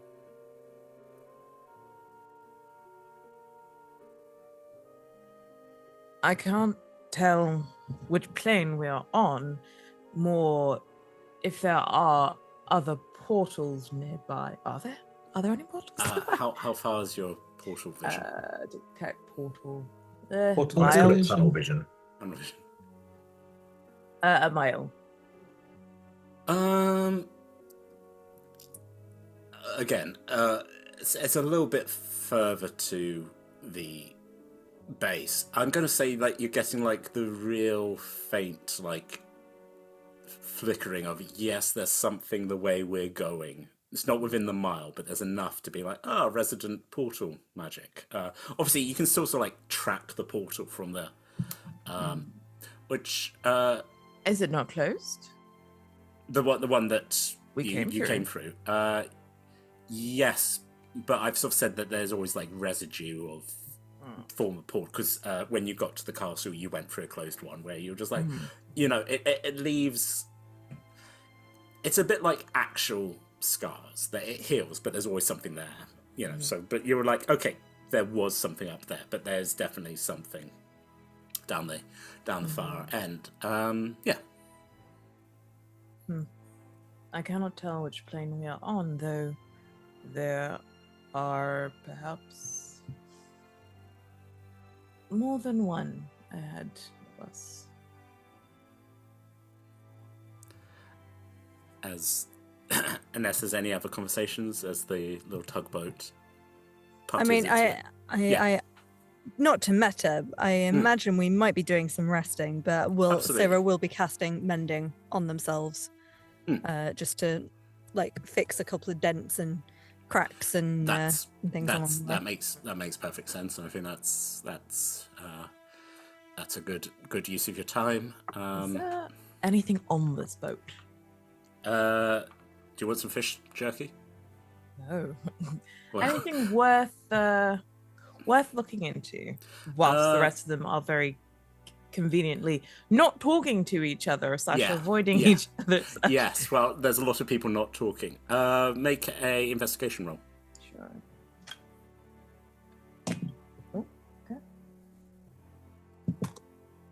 Oh, okay, that is 19. Yes, so you start basically like digging through like the bits of furniture, which everything, as I said, is like mismatched. There was something that looks like a bolted down chest of drawers, but like one of the drawers is missing and one of them is a completely different wood. So you do go poking around in there. Can you roll me a d4? Sure. D4. That is a 4. There are 4 basic healing potions in there. There is also a healer's kit. There is a selection of what seem to be sort of like basically like aniseed balls in like a paper bag. They seem to be going a bit wet and a bit off. There also is a picture of what looks like, you sort of like, as you pick it up, there is a pig man, looks exactly like the man you've just met, like a tall elven woman and they're both like sort of like, we're just leaning, and they're leaning against a large metallic warforged. You can put this in context that this is the 3 Gatecrashers, and there is actually, as you flip it over to look at the back, written on the back, I'm just going to find my notes, is the names. One is, I'm actually just going to do a quick search to make sure I get the right. Yes, there is written Soma, Astagin, and Nerith. This is an anagram. This is also an anagram that was solved a couple of years ago. So, yeah, not happy to do it. I mean, fun fact, the Freikrin does have a real name, which is an anagram, but no one has brought it up yet. So it's very funny. When I did a one-shot with some other people, Gatecrashers, they were like, cool, what's his real name? And I was like, shoot, okay, my main party haven't asked this yet. Yes. So yes, this seems to be a portrait, like a sort of slightly like probably a better presentation of a picture than probably you've seen. For us, it does look, for us as humans, this is a photograph thing. I know some other PCs have got like photographic stuff. It's the same technology. I think Arcana's also got like a snapshot ability, very similar. So it is like a Polaroid of other photographs are available of three young friends. Sorry, it was. Do we think the pig folk, the Valkyrie, and the Warforged? The pig folk, an elf, and the Warforged. An elf. The elf, the missing elf from before? No, the elf, if you look at it, is an elf that you met and was hanging out with Bernard. Yeah, the elf from before. The elf from before. The elf from before, which actually conveniently whoosh as we kind of like, as we zoom into the face of that portrait, as then we pull out onto the face of this actual woman who's just there going, okay, so you need to explain exactly what happened, and then like from the side of the camera appears a cup of tea as she's like, thank you, Gatecrasher. As the camera pans around to really the fur bulk Gatecrasher standing here in this wrecked hall, going, of course, well, obviously a cup of tea will make it all better. Ruin, I know you don't particularly like tea, but I could offer you other delicious hot drinks. No, of course, there are many. And she's like, yes, Gatecrasher, why don't you go look for the kitchen? Right back. And she's just like, hello, Ruin. Good to see that you're alive. The Gatecrashers have indeed arrived now, having received a signal. A signal sent by a certain young robot, which called in a device known as Page, and they were able to be like, that's weird. Why is Sarah? Oh my god, they're with Bluebeard. And the Gatecrashers have tried to scramble as best they can, and now have arrived with Ruin. Ruin, are you making any attempt to sort of hide broken glass from the Gatecrashers? No, because the idea is that Broken Glass wants to go redeem back. themselves. Yeah. Yes. So Broken Glass has sort of... It's still sort of holding on to you, but is... And so this elven Gatecrasher basically is trying to get information. Ask. In the background, we can see there are other Gatecrashers walking around, which might... Like, how much information do you think you would have given them? I think I'd have told them that we fought Bluebeard to a standstill. Constantine Gatecrasher would seemingly betrayed us by posing as Twist. That Sylvie Loki was here and sort of broke them out, but left as soon as I confronted them. Constantine Gatecrasher opened up a portal using a key. I dispelled magic on it. The key seemed to malfunction and not do nice things to his hand. And as the rest fell from the portal, I retrieved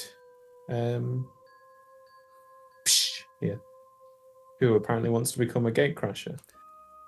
If you'll have me, yes, I'm sure that we can accommodate. My insight check that. Yeah. That's more like it. Oh wait, it's not as good as I thought it was. The old.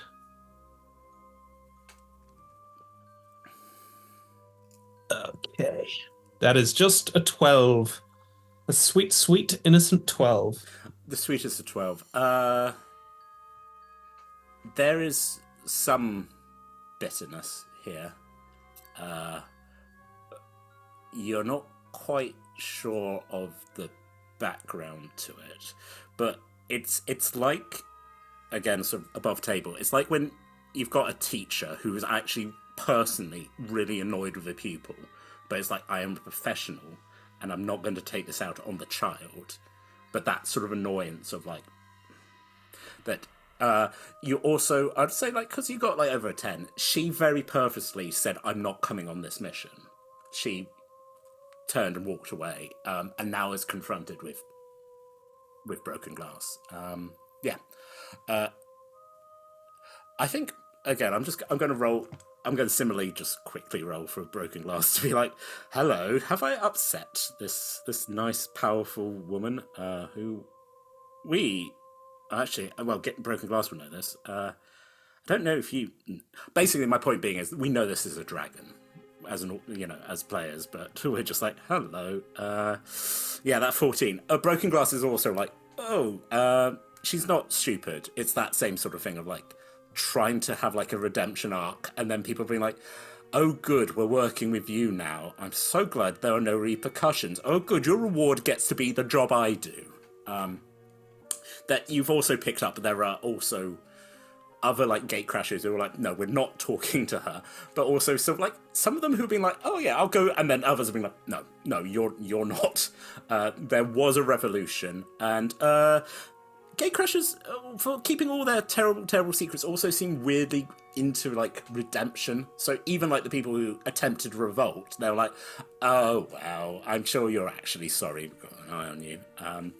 This could, again, this is just too much information. This could arguably be because of Keeper, the kobold. Keeper, who seems very nice and, like, willing, like, and some would say a bit doddery now. Just not willing to, like, again, this is what starts a revolution where you're like, yeah, he's not willing, they're not willing to, like, put a fist down and go, no, we wipe out these people. We don't.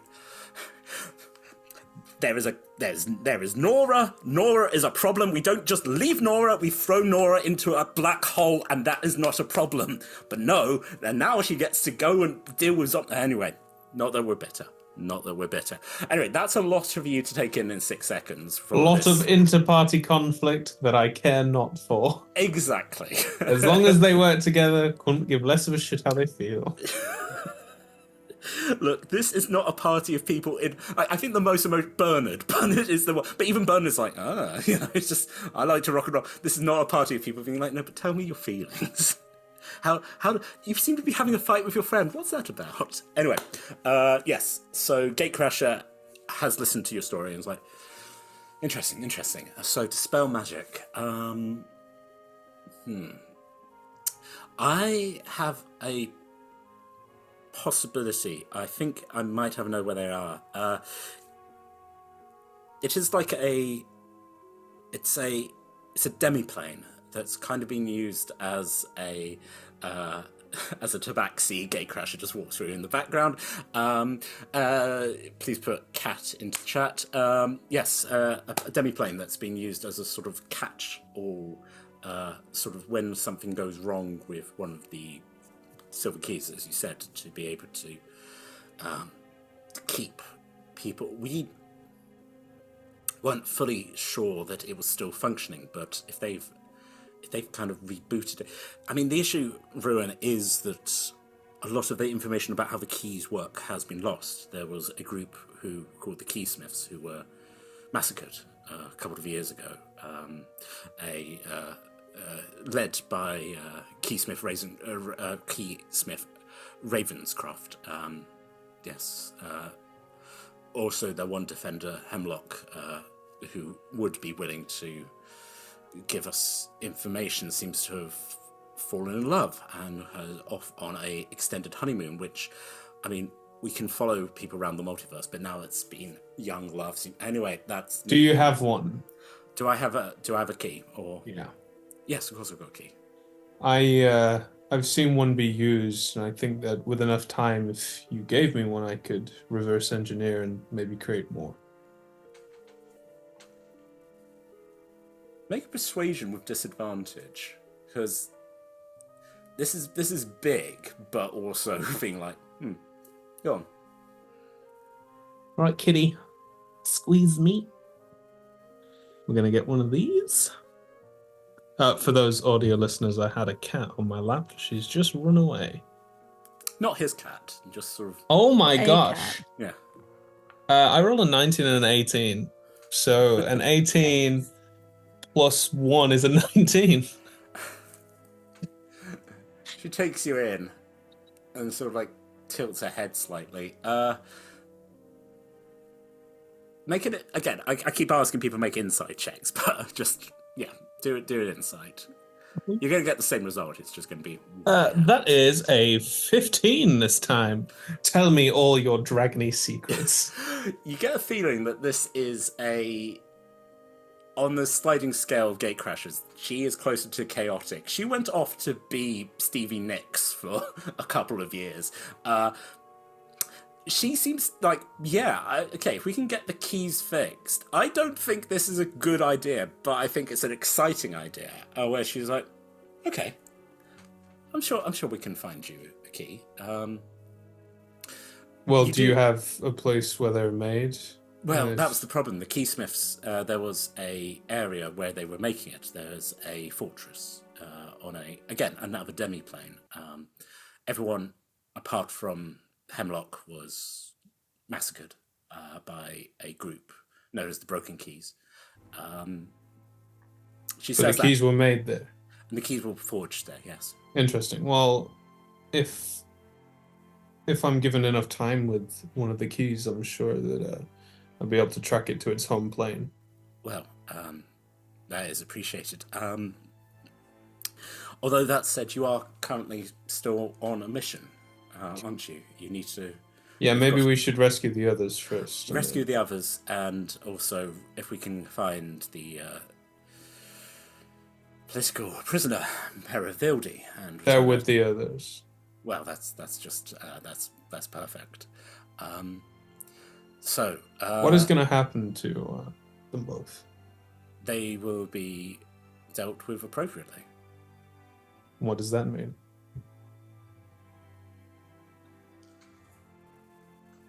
Leans in. Rowan, I think between me and you, I think there's a difference between what I think should happen to them and what others might. I had an interaction with, looking at Broken Glass, who kind of like slinks behind you. I know what it's like to be corrupted. I know the pain. And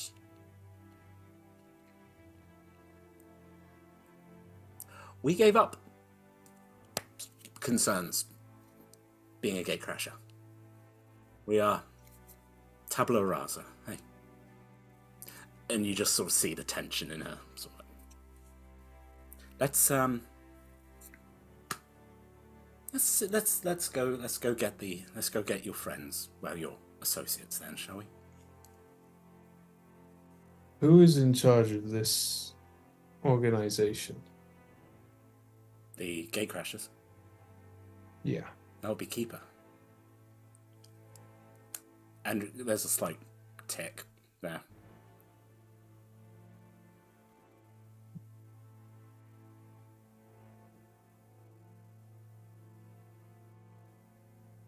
I look down at Broken Glass and I say, do you want to come with me or do you want to go to Keeper now?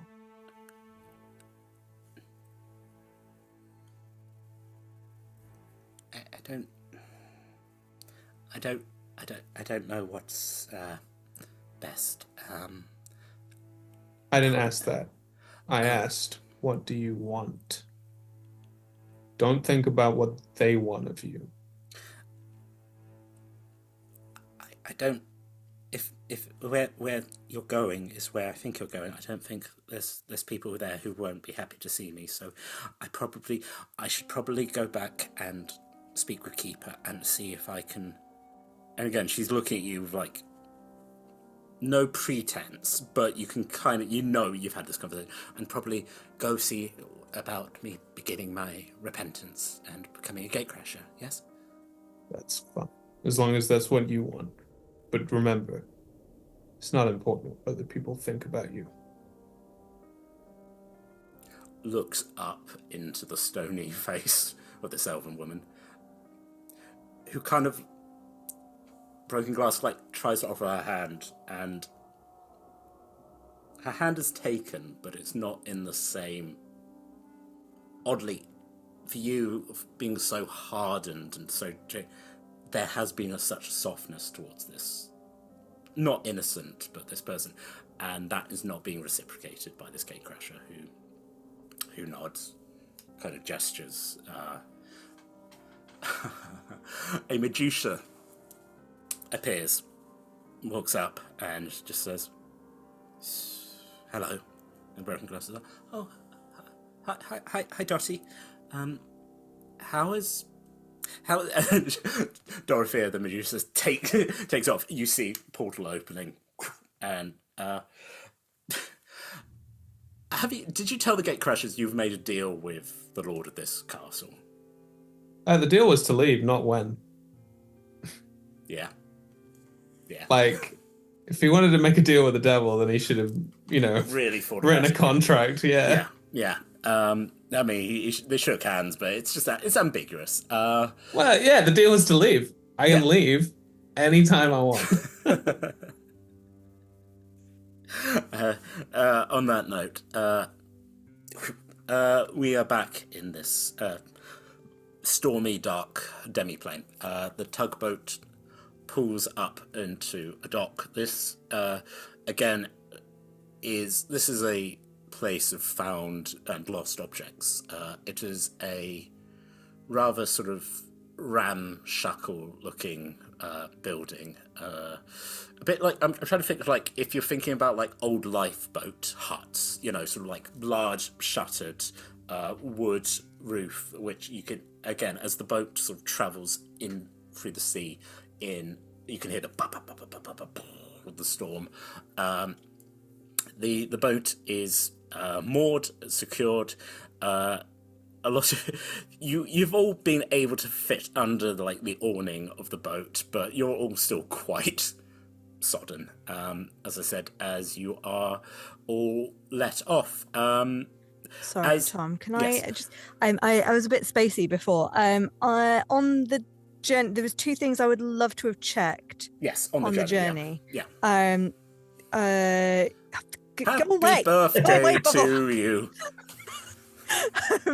Two things. Two things. Throw-Kreen and half-elf Gatecrashers. Yes. Are they concerned about Soma being here?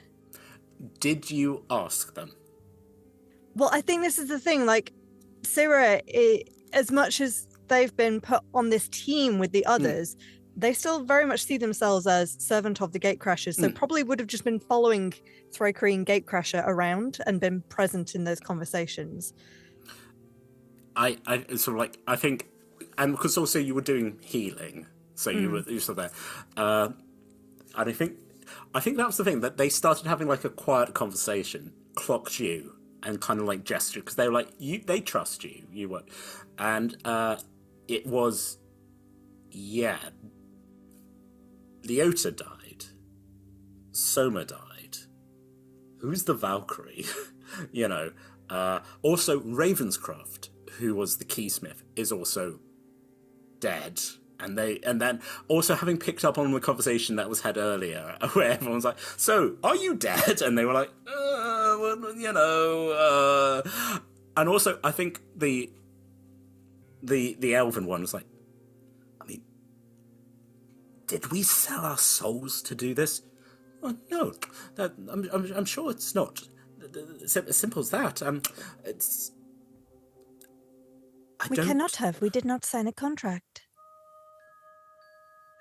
So again, I think that's what they're doing. Oh, you didn't. You were. Well, pardon me, my dear, but you were made for this. You were not your Gatecrasher. Your actually pause it wasn't going to, but then it's like, but your nanny made you to be of service, to help.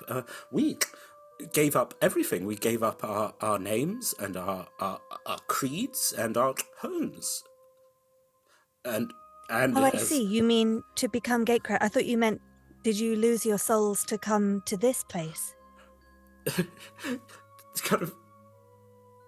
They both kind of like pinch themselves and like, I don't think we're dead. No, I mean, I feel more hearty now from all the healing, but no, I don't think we're dead. Are you certain that they are just not alternate timeline versions of the people that we think we know? I'm not going to lie to you, Sarah, that's always a concern. I think it's probably the better idea for us to keep observing, to take it in. Maybe. Although... Very well. Would you also like me to interrogate that one? And we'll sort of nod at Constantine. So it's sort of like still... How long does your spell last? 1 hour. So if the boat trip was going to take longer than that, Sarah would have warned the others that time is nearly up. Everyone else, how would you deal with a man who's going to try and jump overboard? Call him a bitch. Yeah. I think, okay, we're going back. As the hour runs out, the spell goes. Constantine on this rocking boat gets up. Once again, that's... I just love the idea. I'm going to throw this guy in the sea. Party, once again, please roll initiative to decide who... Sorry, I didn't realize this was going to be quite as much of a retcon. Hey, you're still going to get into port. It just Only depends 13. if there's a... What do you get, 13? Yeah. He's just his plan is to just jump into the sea. He makes big choices. He doesn't make good ones. Quick question. You said that this Cirrus spell lasts an hour. Waterwalk is 8, Does that mean that right? we've been short resting for an hour? That does, yes. Cool, I would love to do that. Yes. Also, I rolled 30 on my initiative. 30? I rolled a natural 20 and I have plus 10. Sean, I'm kind of sorry I've made you burn your beautiful nat 20 on this, but hey, it gives you a chance to call someone a bitch again. So, Bernard... I mean, I'll try and do something more clever soon. But... we got 13, was that Lola, was you? Ooh, yeah, no, 13. 11. That's great. So, he got a 6. So, I think this is great where both of you, all three of you basically get to whomp. So, Bernard, you watch as the chains fall. Constantine gets up and he's been sort of like in the center of the deck, is attempting to go to port side. That's about like 10 feet, and then he'll be able to fling himself over the side. You're all within, if you want to be within touch distance, simple, yeah. Do I have anything? I mean, I can just try and shackle him again. I have one more spell slot at that level. I'm just making you burn your spell slots because when you have to fight the Kraken or something that's in that tower. What? Yeah. Oh, you know, Void Kraken. You must know about it. Yeah. Folks, I was like, oh, don't worry, party. I won't really put you in combat. This will be mostly an RP one. Nope. It's a lot of stopping a prisoner jumping overboard. Go ahead, Sean. I mean, if we're going to turn-based, as soon as I see him stand up, I am just going to... I don't have anything clever to do. I am going to rugby tackle him. Excellent. Go ahead. Can we call that athletics? You can. Then I will call that another 30, albeit this time an 18 plus 12. Oh, goodness. Just going to have several £100 of fire Genazi coming at him. He got a 19. So as you just you have grappled him, his movement is now 0 as he's he's trying to put like an elbow into your nose or something, but he's like, get off me! Stop it! Where do you think you're going? I'm going in the fucking sea. Where do you think I'm going? I don't know. You just shut up.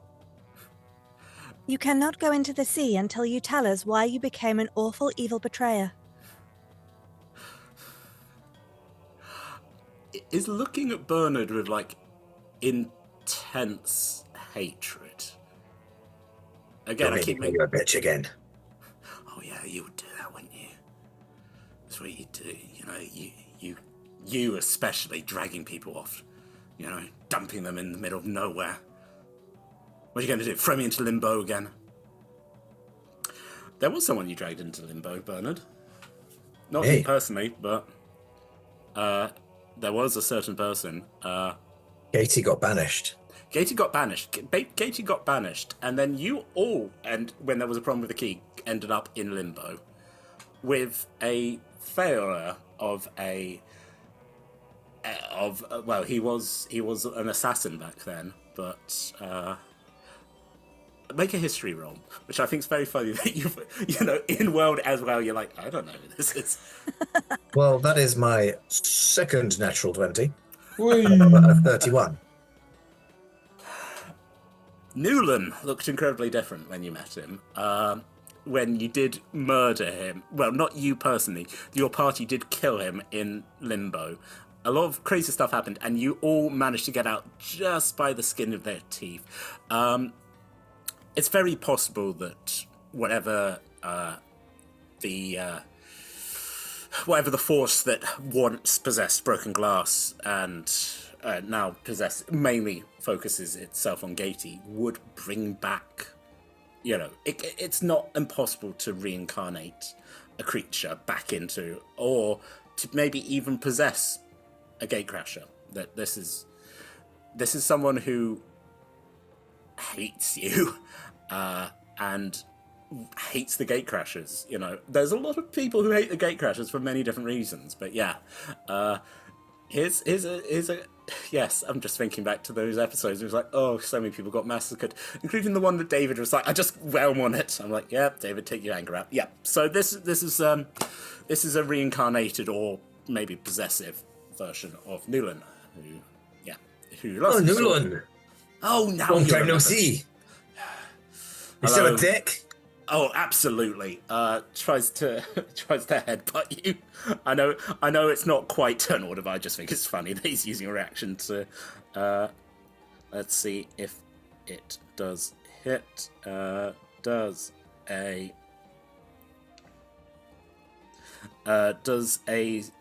19 hit? 19 is my AC. I think it's probably because Bernard doesn't try to move his head. It's just I'm going to take your face on. I'm not quite sure how 12 points of headbutting damage happens, but gets you right in the conch. Can I headbutt him right back? Please do. I don't even know what to roll. Unarmed strike? Yeah. Oh, I was so close to being my third natural 20, but that was only a 14. Doesn't, I think sort of like, I think you definitely hit him, but not enough to like do bad damage, like to catch it, and you sort of like, he's like, ow. Do you have him grappled? Yeah. Yes, Irai, that would be you now. Okay, so hitting someone when they're grappled by somebody else, is that advantage or no? I don't know. They're counted as restrained, yes or no? No. Again, this is the thing where it gets into two different things. I think grappled just affects movement. Yeah. Okay. So no. But he will be restrained hopefully in a minute if Sarah gets to have her way. Okay. Oh wait, did you go first? Sorry. No. I'm saying that Sarah is going to probably cast the chains. Oh well, I was going to give the lovely Constantine / Newland a big whack on the head and attempt a stunning strike. Please do. So, yeah, that is a 19 to hit. Meets it, beats it. Okay. Ooh. Great. Well, it's a save. What does he have to roll? Sorry. Stunning strike is a. I think it was. Is it Constitution? I can never remember if Constitution. Now that sounds right. Yeah. It's placed it on the sheet. Why have I misplaced it? Yeah, it's a con saving throw. Ooh, 17. 13 he got. Right, so stunned. So headbutts Bernard kind of clunk, he's like, and then your stuff just comes in. It's more of a kind of poke, like just. Yeah. Just as he's going down, unarmed. Oh my gizzards! It's just like curled up into himself, like. I guess, Sarah. We'll just cast shackle again. Well, if you are not going to cooperate, that is a strength saving throw, please. Dead stunned. Stunned. So is it free? Or is it at disadvantage? Actually, hang on. Let me double check. Just lying there going, remembering all the this. Conditions. Leaning into Bernard's warm body. Just shh. We're going to throw you in the sea. You're lucky it's raining. Otherwise you'd be getting 3rd degree burns. Automatically fail strength and dex save. Then there you go. As he's just like as shackles just and yeah, he just Bernard, you feel the chains sort of wrapping around him, and he is now secure. Half an hour later, the boat pulls it into the. everyone gets off. I mean, immediately after that would have happened, Bernard would have said something along the lines of, "What I want to know is, who would reincarnate a limp noodle like you?" Is that vicious mockery again? Or I'm not just- going to. Yeah.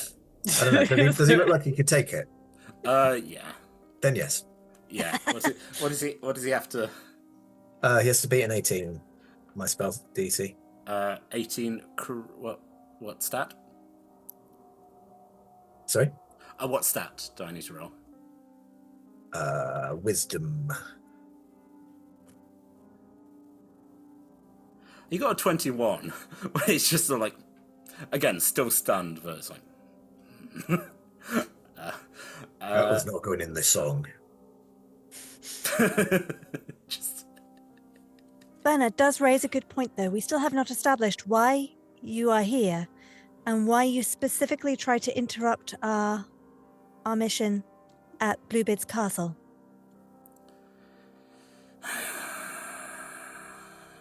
If you just tell us now, it will make things so much faster. Oh yes, because you're gonna. What are you gonna do? Take the hot irons to meet Gatecrashers? As it's sort of like the Gatecrashers on the boat sort of look a bit like that's not what we do.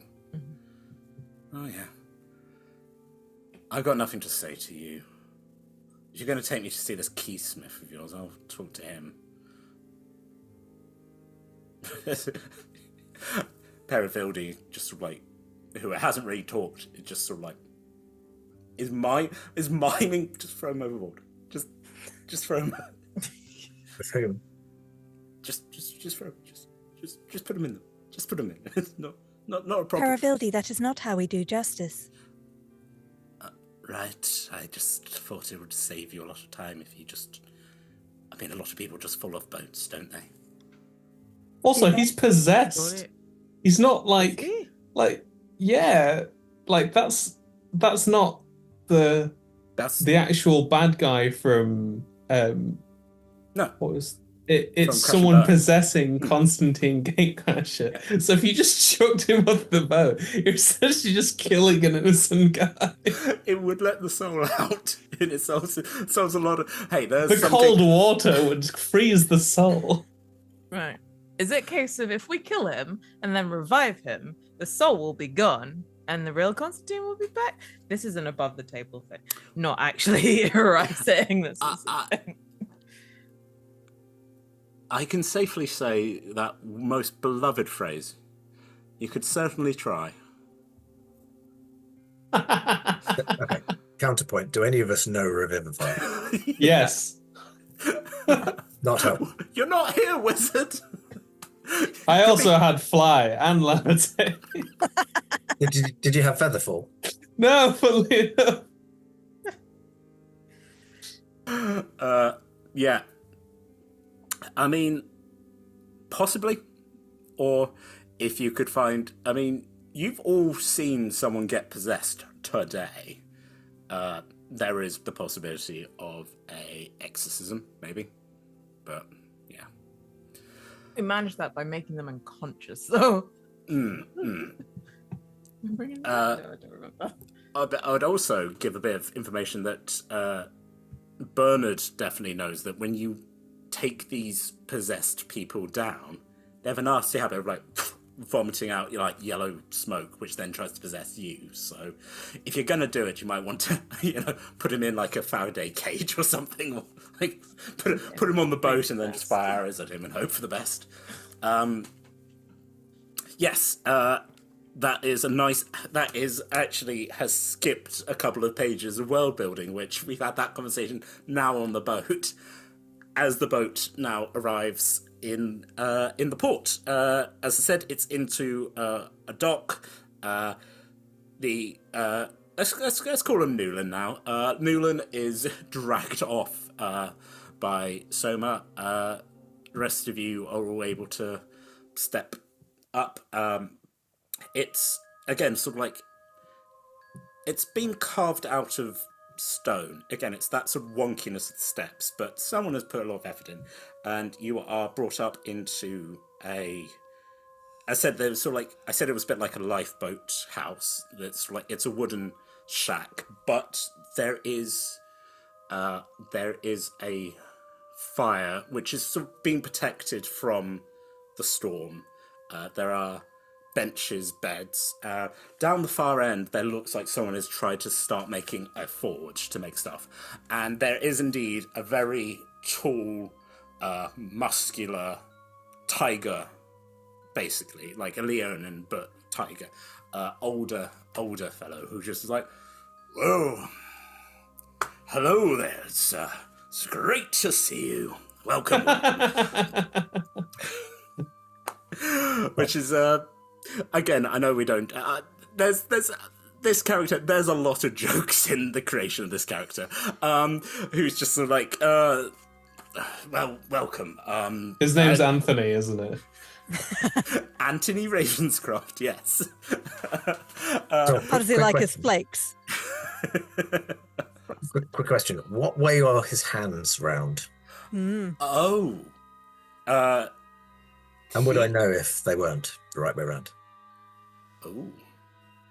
You mean, are they tapped? Is he a Rakshasa? Yeah.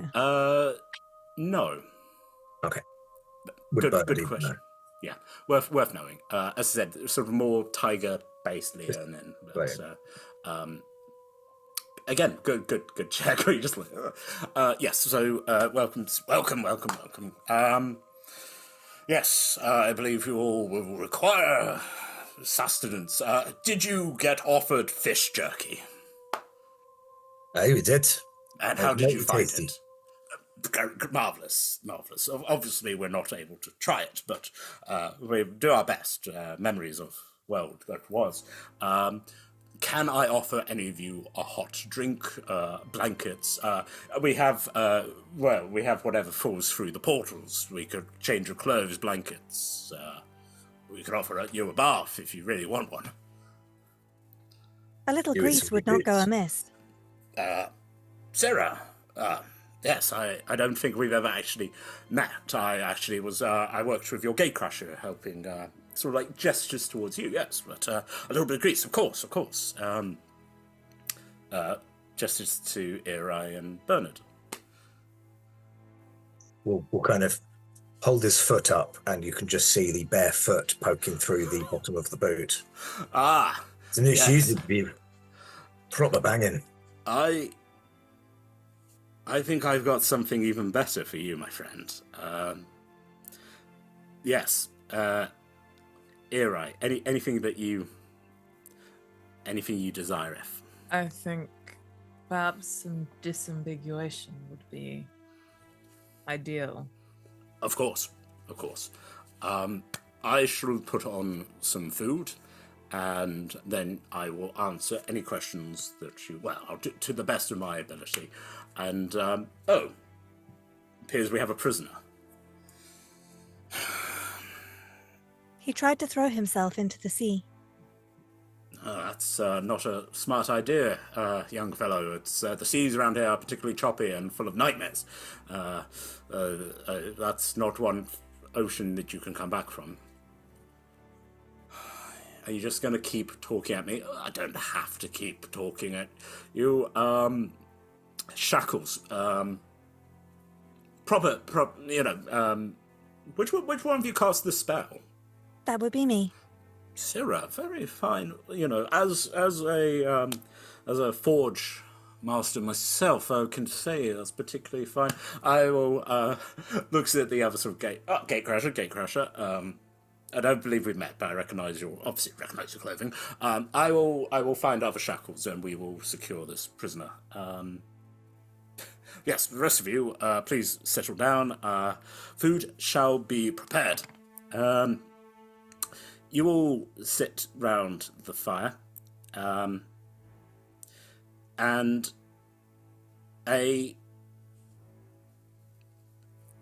he places a pan with a lid on the fire, and you watch as, it's like, it's empty pan, pops it on, and you watch as it vibrates. As he takes it off, Soma and Leota both help. And there's just basically like what would basically be an English breakfast is being. There's eggs, there's bacon, there's stuff. You were all going to be taking conflict of interest, isn't it? Isn't one of them a pig folk? weirdly cannibalistic. Maybe okay. It's again things about who's here. No, it's beef. It's beef sausages. No bacon. No bacon. To be fair, AF were at bacon and didn't care about it. So just didn't worry. You were all going to be taking a long rest, and funny enough, you're going to be leveling up. But because of the power of this this artifact, I'm going to roll a D10, and this is also weirdly. This is still going to affect Syrah, even though you're not eating it. You can all add 4 points of temporary hit points to yourself from the. Basically, it's called the Pan of Nostalgia. It's what is going to happen is you are all going to be given a nice item, and that was one of them. You're not being given it, but I'm using it. Bernard, you are presented with a pair of boots. These have, well, again, fell through the portal. They are known as ethereal striders. So, when it comes to your movement, you can now instead just choose to teleport. Choose how far, I'll go put this in the chat. Choose how far you want to travel and then do an Arcana check. The DC equals 5 plus 1 for each 5 feet, so 1 square travelled. If you do not succeed on the DC check, your teleport fails. You have 3 charges, refills every day at dawn. So, yes, so 5 Arcana, add an extra 1 for each 5 feet you want to travel. And they fit you delightfully. I love this idea of the Barb Rogian also being able to do effectively Still Wind Strike.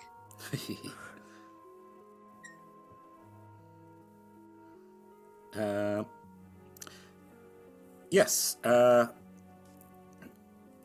You're all sitting down for a meal. A succulent Chinese meal. Rest in peace. Yes, as I said, this means sort of for the amount of time this is taking, this is a long rest, and you have all leveled up. We will come back to this as we go back to this castle. Ruin, how do you plan to find your missing associates? Well, I believe the Elven lady said she has an idea where they are. Mm-hmm. And she's like, okay, so this is going to be a bit risky. We're going to try. Ideally, we don't want to destroy another key, but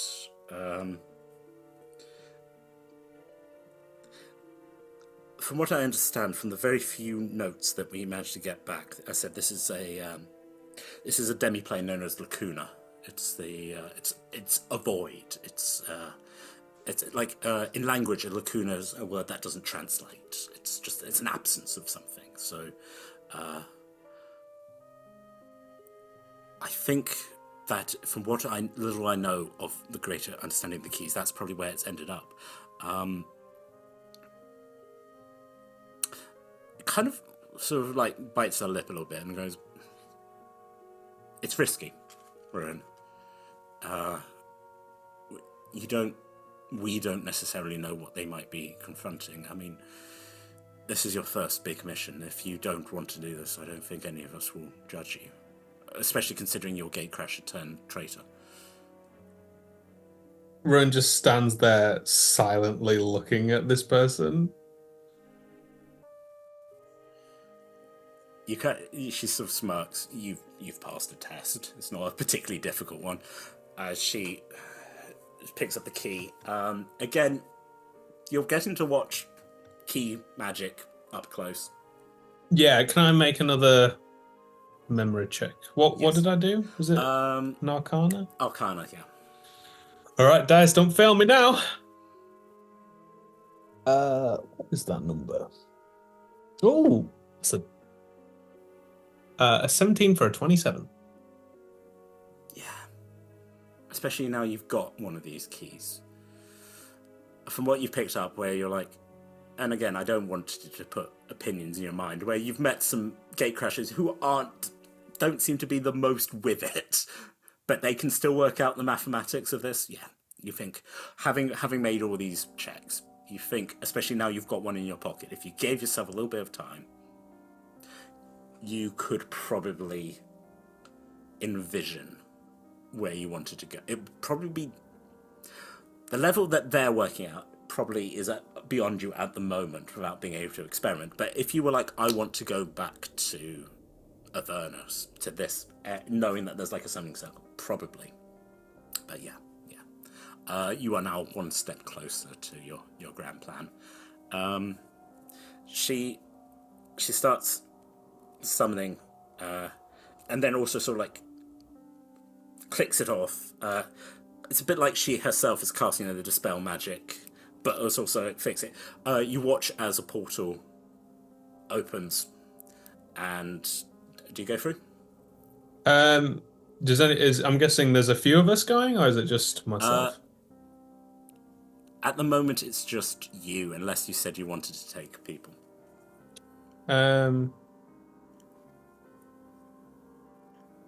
I'll sort of look at her and say, like, how do we get back? You use the keys. If you find the Gatecrashers, they'll have their keys. Wouldn't it make sense to give me a key? Nice try. As you just feel someone shove you, and you begin falling.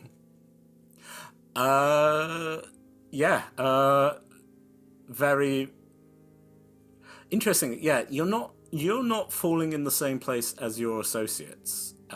There's ground underneath me. there is ground. You are falling from about 200 feet. You can see below you. You can see a largish wooden shack. Wine dark sea around an island of what looks like trash, like accumulated rubbish put together. What you gonna do? I will cast Fly as my boots start to cough and splutter a jet stream. Sort of goes from like, where people are like skydiving like that, but into like a thin pose, and I just rocket down. And then I'll just land hovering above the ground, I guess, when... You sort of hover. The Fry Queen is standing outside, has like a pipe in its mandibles, and takes it down and is like, "Oh, Ruin, well done finding us. Any luck with that horrible vampire chap?" Oh yeah, he's surrendered, so everything's fine. The Gatecrashers have found broken glass. We just need to get you and the rest of the team and the other prisoner back. Well, nice, simple. Do you enjoy sausages and eggs? They're doing breakfast, so if you want to come and catch up with the others, and I'd say drive. I just walk past. Yeah, walk past.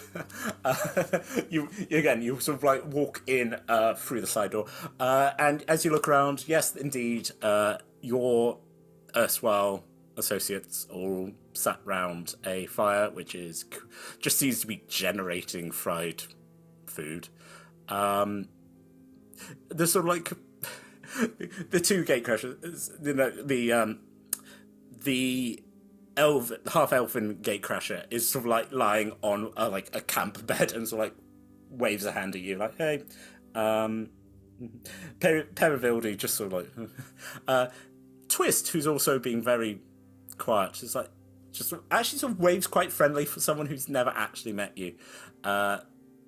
The Valkyrie just seems to have gone somewhere else. Just seems to have done her job and then gone. you think that you could, especially you from seeing from the top, there are like side rooms. But again, I keep reiterating, this is a very ramshackle place.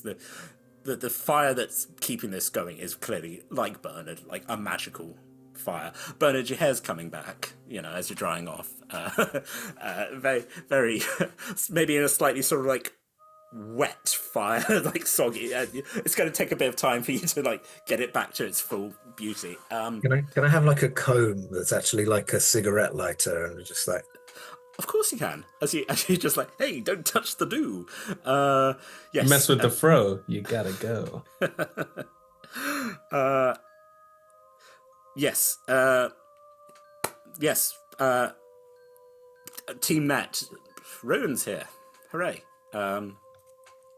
Excellent. You found us. We still have not quite established where we are. We were waiting to be informed. And we'll look pointedly at the tiger guy. Of course. Hello. My name is Ravenscroft. You are... Can I just interrupt him and say Yes. you're in a, what was it called, a lacoon? Lacuna. You're in a lacuna. It's a place where nothing exists technically. Well, yes. I'd just like to point out that you all do exist. Don't doubt that. Gets kind of tense. Do not doubt it. A lot of this is by belief. But you do not. Well, no, we looks at Newland. We are all dead in the uprising. I myself, as well as my trainee Leota, the goblin's like, hey, you remember me from the boat? Yeah, Jerky. Yeah, no, they remember you. Don't worry. We were murdered actually by the original form of the gentleman who I have currently chained up, and if he's so demanding that he wants to be thrown in the sea, that can be arranged. And Gatecrasher here, sort of gestures, was killed in a ambush. But in the attempt, was able to drag his would-be murderer, well, full murderer, into this place. And I believe you remember Hilda. She was working for the Wrong'uns, and now, when the spell was broken, is rather stuck here with us. So is making the best of a bad situation. Twist sort of goes, she's not bad, She's I knew she worked for us in the. Also, you're all picking up. This is not the accent that he had. This is where it's obviously that Newland just didn't actually ever listen to him talk. Tried to do a voice and didn't realize he had an accent. Where he's like, she's actually she worked with us when we were in the Autumn Forest. She's actually very brave, very. And then she got corrupted around the time that the captain got killed. For more on this, watch The Running of the Deer, where we get to see Hilda, played by Josh, getting to... I said to Josh, hey, you want Hilda back? He was like, yes.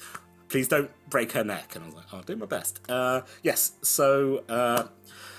yes. So you're all dead Gatecrashers. Well, that's the thing. Me and Leota were keysmiths.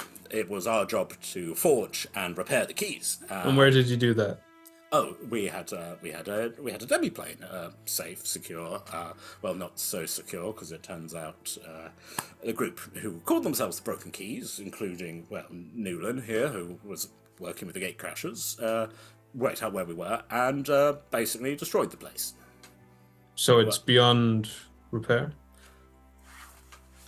Kind of leans in a bit like nothing is beyond repair. Yes, it can be completely destroyed, but you can still use parts. No, I don't think it is. Well, I haven't been there. The living Gatecrashers are like, well, the Fray Queen who's come back in was like, we tried, we couldn't find the access point. Oh, well, that's because I hid it. Obviously, you don't want people just wandering in and looking at your artifacts now, do you? But Did Nanny make it? If she did, she would be able to fix it. Your nanny was a remarkable woman. Was Pal, actually, where is she? I'm surprised she hasn't joined us on this little endeavour. That she let you wander off, Sarah. She's very proud of you. When we were, well, I helped provide some of the metal that made you, but you are Nanny's proudest creation. I failed to protect her in the uprising. I thought maybe she might have ended up here too. Clearly not. Oh. I have a question. Yes. If you're all dead or stuck here, how did you collect Paraveldi and Broken Glass to trade them off with a? How did Hilda get out? Oh, we How did? we didn't do that. That wasn't us. So who was the Valkyrie that interacted with Gorilla then, and the 12? It would have been one of the Valkyries that was working with Gatey. You kind of like you picking up like you've said that, and then everyone's like, all the kind of let's say lacunarites, just for the sort of technical, all kind of like you've said Gorilla, and they're like, they've been working with Gorilla. No, that Soma's like, well, we wouldn't work with them. Other Valkyrie. Yes, there is a group of Valkyries that. Actually, maybe this is a bit. Soma goes and comes back, and Hilda has come back. It's very funny. So many people in this game have fiery red hair, but this is what Josh created. Is again sort of like long, sort of. She's plaited it up, and is sort of like holding it, and it's like comes over and starts to like receives the sausage, and was like, "What was your question?" Well, I guess we can't say we encountered, but there was a Valkyrie who traded passage with Gorilla for both and Paraveldi. Paraveldi? Paraveldi, yeah. Who's there? It's like, hello. Yeah. Wait, I guess I will look at Paraveldi. And Paraveldi's like, that's not her. Hilda's like, so, yes, they're, the offer that the entity that was known as Broken, I didn't know them as Broken Glass. I knew them as, well, I think he wanted to be Sir or the boss or whatever he wanted. Anyway, what he offers is the end. We are made for a purpose to fight in a great battle. And his attempt was to bring Fimbulwinter into the Autumn Forest. And then the Great War that ends everything. And it's our duty to fight in it. I was happy in the Autumn Forest. I then was corrupted. Things got in my head, the voices.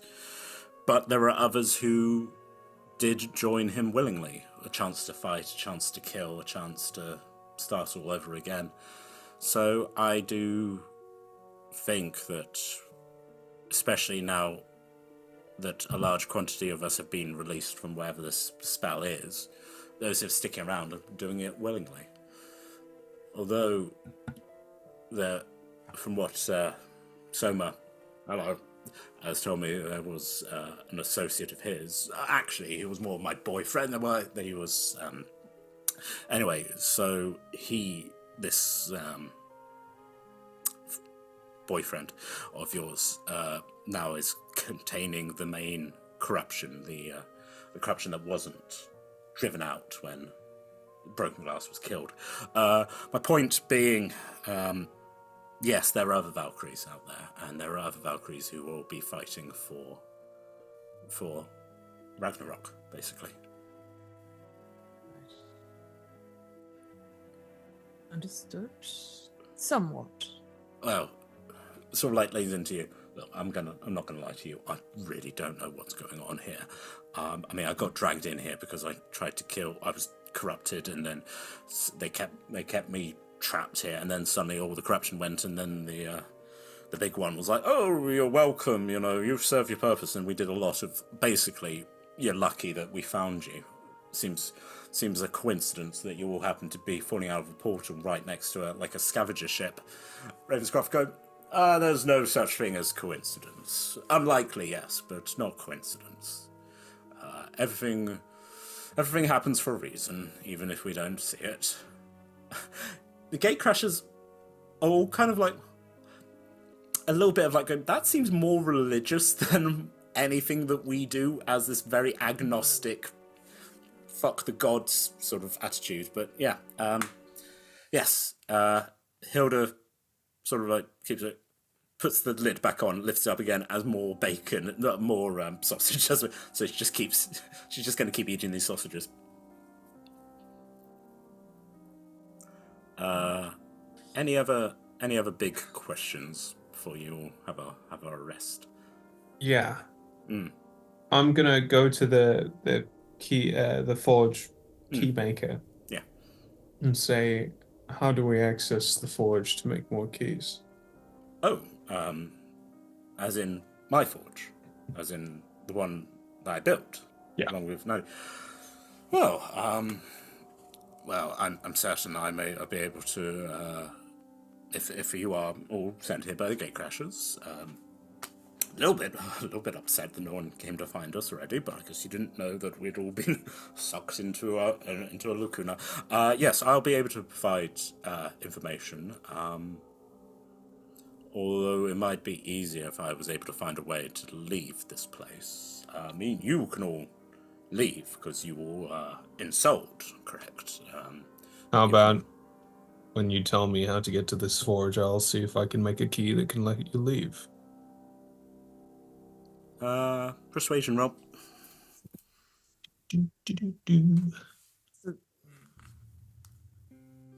Ba-do-do, 12. Well, it does sound like a good offer. My guidance myself? Yeah, good. I will also do that in the back of my head, I think. You can do this. For a 15 now. Beats it. I got it. It does sound like an interesting offer. To clarify, why are you trapped here? Because you don't exist anymore, or you're dead in the timeline that the Gatecrashers took you from? Well, yes, once one becomes a Gatecrasher, you are severed from your timeline. And therefore out of time, so can't actually die, which is why you still exist but don't exist. I think that's a fair estimation. Anyone can roll insight. Until the greater purpose has been fulfilled. Exactly. Correct? Until we have served the purpose of. Do I know what that, like, surely I would have been programmed with, or would I have just been programmed to serve the Gatecrashers serve the purpose? Yes. You also sort of like go, I know that there is a greater purpose, and once you have served your greater purpose, you don't get to move on. You just cease. Although you've all kind of been hearing that there's a little thing about talking about like artifacts, and so stuff is maybe starting to click about what happens to the souls of fallen Gatecrashers. Do they then become keys? It's the greatest purpose of all. 21 on my insight. Yeah. He's for the high rolls where you're like, yeah, there's a certain amount of the original version might be a certain amount of fanaticism that, let's say, a newer version of the Gatecrashers are trying to curve away from. And maybe it has been an advantage. It's an interesting issue that a large number of Gatecrashers have been killed, but the first thing they did was to stop the creation of the keys. That was cut off. And although those of you who know, I know a large number of Gatecrashers have been killed, but they're not all here. It just seems odd. Seems there's something, maybe, again, it's nothing malicious, but it's interesting that they were dragged here. Do your keys still exist then? Oh, the keys that I made. Yes, of course they're there. They're, No, in the way that you still exist. Well, obviously, I'm not bound to a key, but I have an innate understanding of where all my keys are at all times. Just a second sense. Again, Ice kind of goes past Ruin, and you're like, yeah, he knows, but he's not like, aha, you've got, it doesn't. Yeah, I've literally come as a Gatecrasher, so it really doesn't it's matter. Just like, it's not like, it's sort of like you haven't lied. You teleported in, and they're like, a lot of people are making a lot of assumptions without, full information, and they're like, and that's good for you. That's just fine. That's, yes, of course, sort of, my keys out there. Yes, ma'am, I can, if you manage to get out of this place, and, no, it's going back to Ruin. Right. And saying, and ma'am, if you can get your way out of this place, I could give you the information about where the forge is. So a new series of keysmiths can start up again. Although I'm sure we would all appreciate being allowed to get out of here, of course. We'll go on then. And how do I enter the forge? Eri, were you gonna? The portals that I'm sensing here, you can't just leave them through. Well, no, we can't. I'm sure. Again, Eri, your portal sense has picked up on the one very high up that Ruin managed to majestically travel down from. But Okay. what about the ones all the rest of the other stuff came from? Is that different? You can sense various portals like scattered around the sea.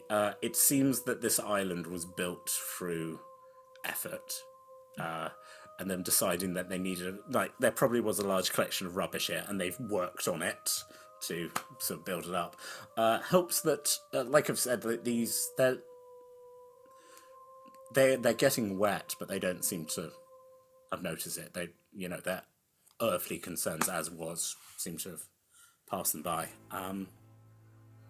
Do I get a sense of the magic of this place?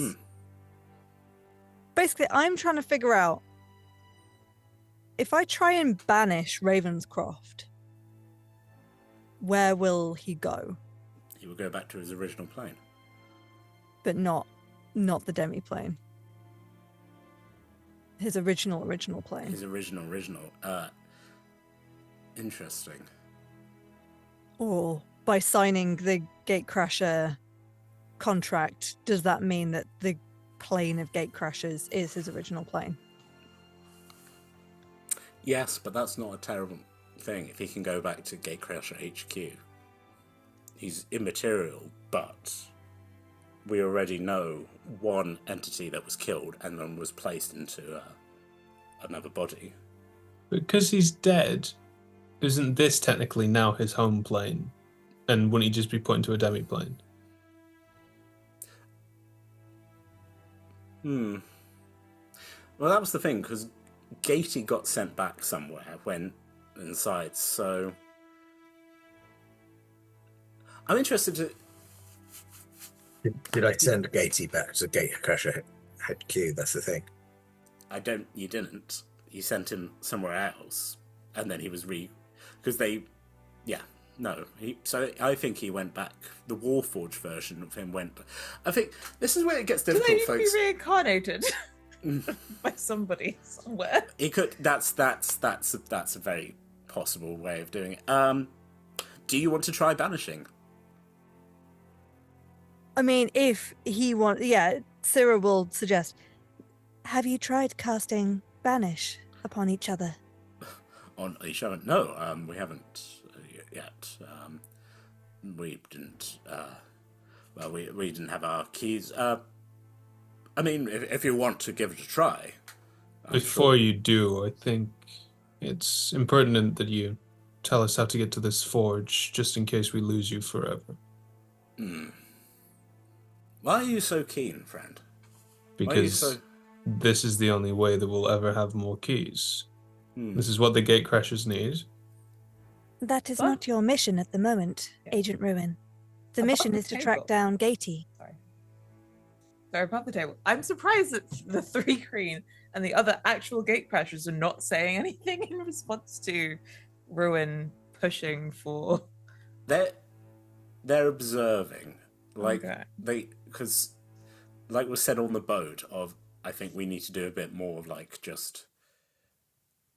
I think for those of you who kind of if you glance over, they are clearly in conversation. And the half elf is holding up his ruined hand and being Before we do any banishing or anything, you did say earlier that we could leave because we've got souls, but you can't leave because you've not got souls. Yes, as far as I understand. I mean, I don't deal with the theological, but well, I mean, okay, whatever we're calling the soul in this case. Surely, if you leave, you'll arrive there, but you'll be dead.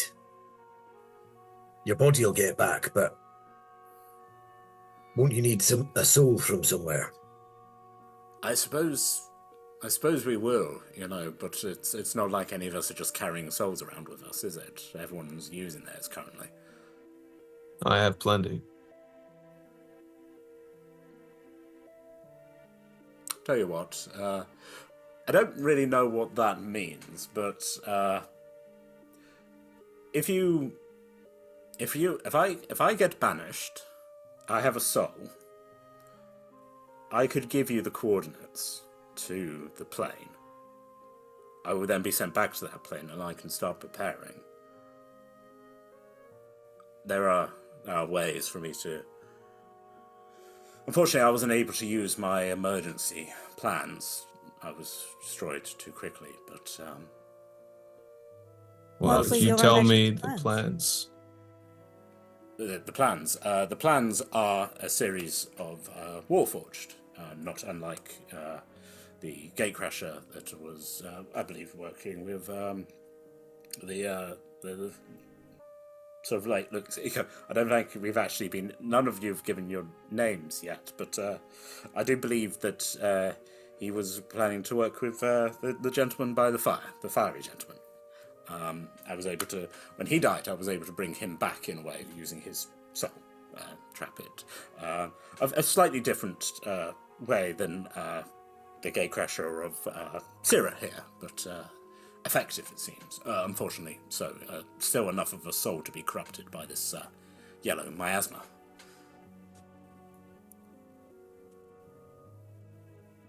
So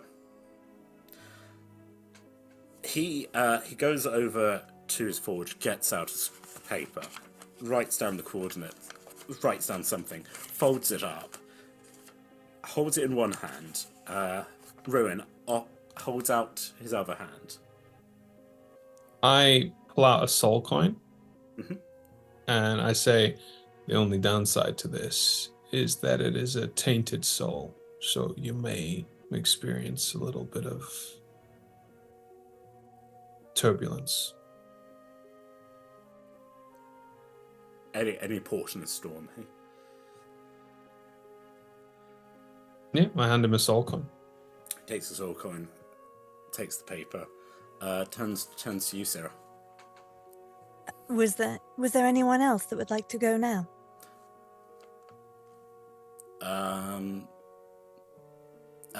Again, the Ota's like, I mean, I would, but I think actually it's quite good for us to do work here, make sure that other people such as yourselves are cared for if they happen to fall through. Ravenscroft's like, well, it's a shame, Leota. It has been an honour. I wish I had been able to teach you more about forging and creation, but if you're to be brave and take care of this place, Soma was like, I don't know. What's Gatecrasher HQ like nowadays? Is it still stuffy? Do they still have still doing like shepherd's pie at the canteen? Yes, I believe so. Oh, I do enjoy a bit of shepherd's pie. They've got invisible penguins. What? Oh, you solved the penguin issue. Oh, amazing. I just looked at them. Leans in. A lot of people aren't willing to, use their eyes. Good on you. Good on you. I can see why your Gatecrasher liked you so much. How bad's this corruption gonna be then? If I go back, I'm gonna want to hurt people. Gonna bite people. I bite people at the best of times. That's something you're willing to risk, apparently. A lot of red in my ledger, but... I was supposed to make it fair. Keysmith's giving you a secret. What do you want from me? Any leads on the location of Gatey? Or any information you have about the yellow gas would be appropriate. I can do that. Hold on. Leads. Before you do give this information, should we see if it works the first time? Yeah, probably a good idea. Sorry, Red. Can do, but it might be more efficient magically if I do them both at once. It's one spell slot rather than two. If you want to waste your... I don't think you've had your long rest yet, but... if I've not had a long rest, then I can't do it. Then okay, if you're willing to... this is the food has also helped with, the long resting. Soma goes... He comes back, he's holding, it's about the size of a fist. It's like a glass ball, and inside there's yellow smoke. And he's like, so that's the stuff that came out of Hilda. We were able to trap it. If you want to experiment on it, is that good enough? Is that good enough exchange? How did you trap it? Using the magic of the forge, and Ravenscroft's got all sorts of... Well, just because he's Perhaps not got... we should do the same with Constantine Newland. What? Try and drive him out? If you want. I don't know what was done to get the magic out of Hilda, but you can definitely give it a try. If we think that this counts as a... I'm aware that it is possession, but if we think it counts in any way as some sort of curse, I might be able to restore Nolan in a greater way. Oh, great. Yeah, no. Hey, worth a try. This is a lot of magical energy we are risking on worth a try. That's your prerogative. I'm sorry, I haven't been a Gatecrasher in a while. I know I'm supposed to be, wise and being given, sage advice. Me and Albie, we were just gonna, hang out and, go on adventures. My other friend, she was more kind of, wanting to rock out. I think we were all going to be in a band together. And so I'm not good at this. The good advice and stuff. What do you anticipate doing to serve the Gatecrasher cause if I send you back?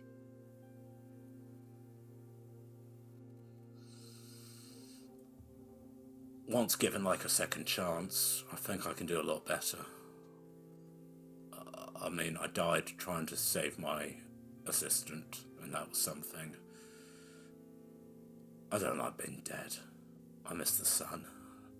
It's fun, flying around on the jetpack, but there's a lot of worlds out there, and there's a lot of people who just need a helping hand, and I think I can offer that.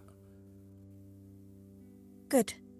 I initially thought your apathy may have been belying a different motive. I'm very tired, little one. I've been tired for so long, and I just want that shepherd's pie. Then we shall try. Was there anything else anyone wanted to say or do to these two before I... Oh, I'll toss him a soul coin. Places the orb in your hand. Am I taking the orb? Anyone? So I'm guessing I'll have to experiment on it. Offers out the orb. Anyone who wants to take it. I'll take it. I can't personally do anything with it. But then I will... Sarah will wave the banner around. And I think there's a little bit... It's kind of like a... Wait. No, it's a ranged spell. I don't boop them on the head with it. You do with like the very long end of the banner, like you knife. No, like it's like her wrist just does a full like through, so she does like the staff spins, but it's not like she is like articulating her wrist. It's just like the whole wrist keeps turning and turning and turning, and the staff spins and spins, and sort of sigils just kind of fly out and cover them. So they can choose to fail it, but it is technically a charisma saving throw. They both choose to fail, and click click. Both Ravenscroft and the Gatecrasher Nova Soma both vanish. As Ravenscroft goes, sort of like those of you who've been near the forge can kind of hear as the fire dies down that weirdly though the fire in the centre that is currently cooking stays. So is that going to be a problem for the rest of you? Leo just like no, actually, so that's another sort of artifact that we found. That should, it might be, I've got some forging knowledge to fix the boat, but I think A-okay. Very well. So you are all very welcome to. Well, I understand you probably want to get on. Now you're united. We should probably wait a minute and see if they come back. Well, we could just check in on them now. How long does it take for them to arrive at their destination? It should be instant, but if we wait 1 minute, I can confirm. Well, surely if they come back, they might get stuck again, so surely it's better to check with them on that end. I suppose there is nothing I can do about it if the spell does not work, though. Well, I guess we'll see if we get an answer. Tom, I would like to cast sending. Yes. It can be sent to other planes, but there's a 5% chance of failure. So roll a D. Is it roll D20? Don't get 1. Yep. 1, 2, 3, 4, or a 5. That would be a 20. Wow. Yes, you can send a 25-word message or less to the being of your choice. What up, Ravencroft? Just checking in to see whether you arrived safely. Did the soul coin work? Are you alive? Please let us know. Kisses, Bernard. I also love that what up is one word. Wow. What up is 100% one word. What is up, Bernard? Yes, soul coin was effective. Am in process of returning self and Gatecrasher to full power. Apologize that worked. to the robot girl. What was that last bit? Praise to the robot girl. Apologize to the robot girl. Apologize. Sounds like they're sticking around in the forge. Getting things up and running again. Very well. Shall we try to remove the possession of Newland and then head back to Gatecrasher HQ? Yes. Perhaps looks at what's called Ruin. Says perhaps the rest of the Gatecrashers could use the information about where the forge is. Yeah, And how that's to one of the access things it. they wanted to find out when they sent me here. Huh. Perhaps you should give it to the Gatecrashers then. That's the idea. There are 2 here with us. Well, I'll give it to the person in charge, the keeper. That way I can petition the fact that I will be able to help work at the forge. I have no interest in being a gatecrasher. However, a keysmith, well, that would be building something a lot greater.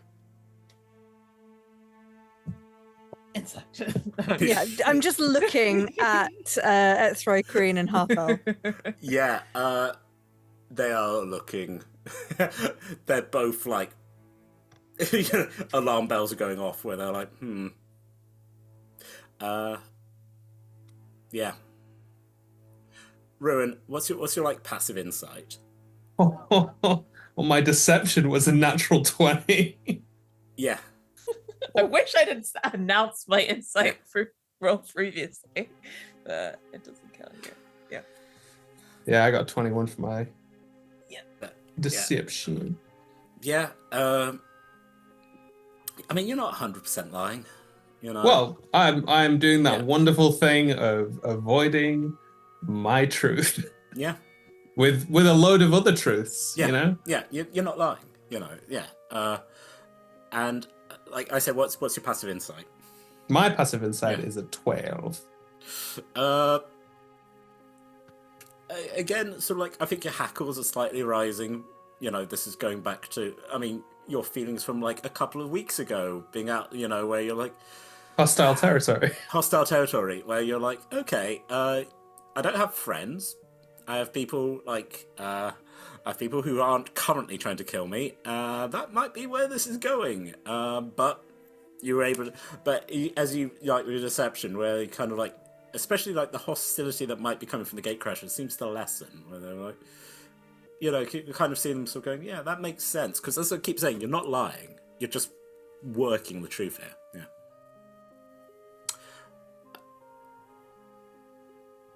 So, shall we, and I look at the 3-Crane, use a key to get back to the mansion? Oh, and then we can meet the rest of the Gatecrashers and all leave? Oh, my keys currently, as the half elf sort of like reaches in, like takes the chain off, hands it to the 3-Crane and go, yes, I probably need to go and get this checked out. May I have a look? At the key? At your hand. Oh, right. Holds it up. It is sort of, yeah, it's like a silver. It's about the size of a fist now. That it, as you all sort of saw, where it warped and melted round. So it's like a ball of, almost like pure, you know, smooth ball of silvery metal around the end of his hand. With a mixture of mending and cure wounds, would I be able to separate his hand from the metal? Make a medicine check. Cute.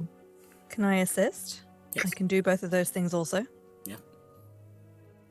Can I play some soothing tunes? You can indeed. Yeah. Is this to give people advantage or just to calm the mood? I'm just noodling. I mean, I let you do advantage when we're back with Grula, so if people want to have like advantage. Guidance myself as well. Yes, yeah. I rolled 2 10s. Plus 2, plus 4 is 16 in total. 16. Yes, you could. You sort of like look at it. You don't know that he necessarily has a hand anymore. Okay, well, you know, it'd be nice to get the metal off without taking more of his arm off. Well, true.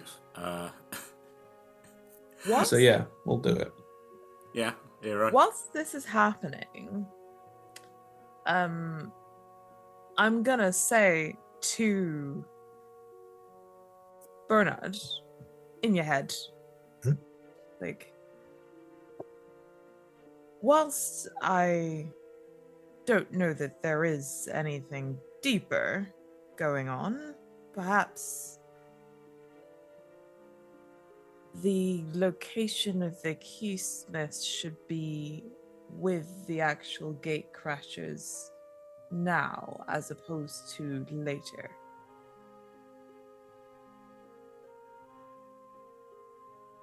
Bernard will message you back. We're just talking in our heads. It's telepathic, yeah.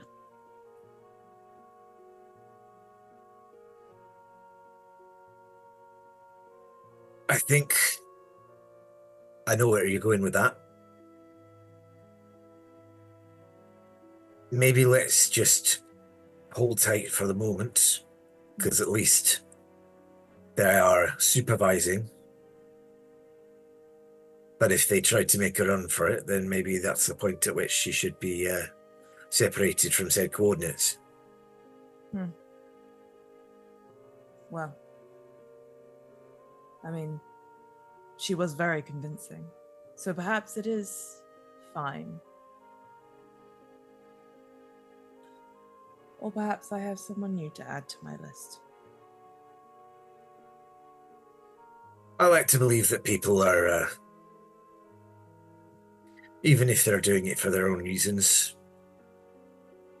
there's a certain level of good. So let's give her the benefit of the doubt for the time being. Watching earnestly whilst you're attempting to read. Are you trying fixes. Are you trying to remove the silver? Yeah. There's precious ore that we could use to melt down and make another key. Okay. And you're doing this by, you're saying by mending? We've got mending, I got a bit of cure wounds, and if necessary, I've got heat metal as well, so... I mean... Ouch. I mean, what would you like to try? Like, just a mixture of all three? Cool. I can be doing mending while you're doing cure wounds. Cool. Can you both roll Arcana for me? We'll be prestidigitating a candle on and off. That is a 16 from me. Cool. Sierra? 10. Wait. I long rested. I've got things again. I have things. I didn't long rest though, did I? You haven't. Have you eaten any of the food yet? No. Then you're not long rested. Oh. I am built for success. That's only adding a D4. I'm not convinced that's worth it. Cyril long rested because of vibes. So yeah, the vibes that were eggy bacons. Vibes. Yeah. Vibes. Yes, built for success. So what does that involve? That's only a D4, so I don't think it's worth it if I only rolled a 10. We're not quite drawing a veil over this, but you certainly get the metal off. There's screaming, there's a lot of cure wounds, there's a lot of actually using fire to... But eventually you are lying next to an unconscious half-elf. There is a large silvery ball. I'll put that in the old pocket. Yeah, which is... I'll wipe the blood off. Yeah, I was going to say, it's not good to look at where, like, the hole is, but, yeah, you definitely have that. You are right, Ruin. That should be returned to the forge to make new keys. Do you not trust me to take it there myself when I get a job? You are not currently... We'll look at Throkreen. Sort of very subtly, he's like, shakes his head, like, and then is slightly sort of like adjusting. Sarah, you definitely know he's going for his gun, very subtly. Like, that is very kind of you to offer, but I think it is best if I take it. Yes, Ruin. I think it's a good idea that Syrah keeps a hand on it just for now. Although I'm sure Gatecrasher will appreciate you assisting him with his emergency surgery. I'll hand over the oar. Thank you. Hand comes off the hip. You're all very quick to violence, aren't you? I'm not going to lie, Ruin. We've had a lot of betrayal and a lot of violence. If what you say is true, I hope that you will usher in a new age of hope and trust. Syrah, in your head, from your Gatecrasher, you just hear, I think you're right. I don't fully trust this new one. Keep it, in the words of the immortal scholars, keep it secret, keep it safe. Understood. As we are drawing to the end of this episode, it's always fun. Like, I believe it was Raymond Chandler who said, if you ever get stuck trying to end a chapter, just have someone walk into a room with a gun, and that's a good way to end. And I can safely tell you, as this conflict between two player characters occurs, this is the point where you all hear the sound of multiple large creatures falling from the sky and hitting the roof. Boomf, boomf. And like a fist coming through and a very bloodshot eye appearing and a voice going, "Where is my knife?" And that, folks, is where we will draw a curtain for this evening. Thank you very much. As the players look confused, not confused. We know exactly who it is. They're back. They're lovely. The lads. Anyway, thank you very much for joining us this evening. If you have enjoyed what we are putting out, we play Dungeons and Dragons on Mondays and Tuesdays. Monday is new content. It's either us or the long-running campaign in our home brew world. Tuesdays are some repeats of some of our classic episodes. And currently on Wednesdays, we have a bit of a mixed bag. It's either lore together or talk together, where we create worlds for the homebrew, or we just have a chat, or we might even be playing non-D&D. I know it exists. Surprise! So that is 6 p.m. British Standard Time, or British... No, yeah, we're probably... No, we're still in summertime at the moment. Anyway, if you're watching this on YouTube... We are cup of tea time every time. You've got high tea time. Thank you very much to our sponsors and our supporters, and a massive thank you to our patrons, the D20 Club. You are all marvellous. The club has given us it's always so lovely when the hearts actually come in. They've given us a wiki. They've given us a Discord. If you sign up on a higher tier, you also get new exciting content on YouTube. I believe by the time we're watching this is actually going to be another Gatecrasher one-shot, where if you remember the beginning of this series where I said, hey, there's a bunch of people in the corner, they look interesting. They are indeed interesting. And actually some returning old players, so look forward to that. Massive thank you to my players. Thank you for going along with this, and for me just being like, hey, here's some lore that's been kicking around for 2 to 3 years. As we say at the end of every session, doesn't matter if your soul's a little smudgy, as long as you got a warforged. That classic. Anyway, take care, y'all. See you next time. Especially you.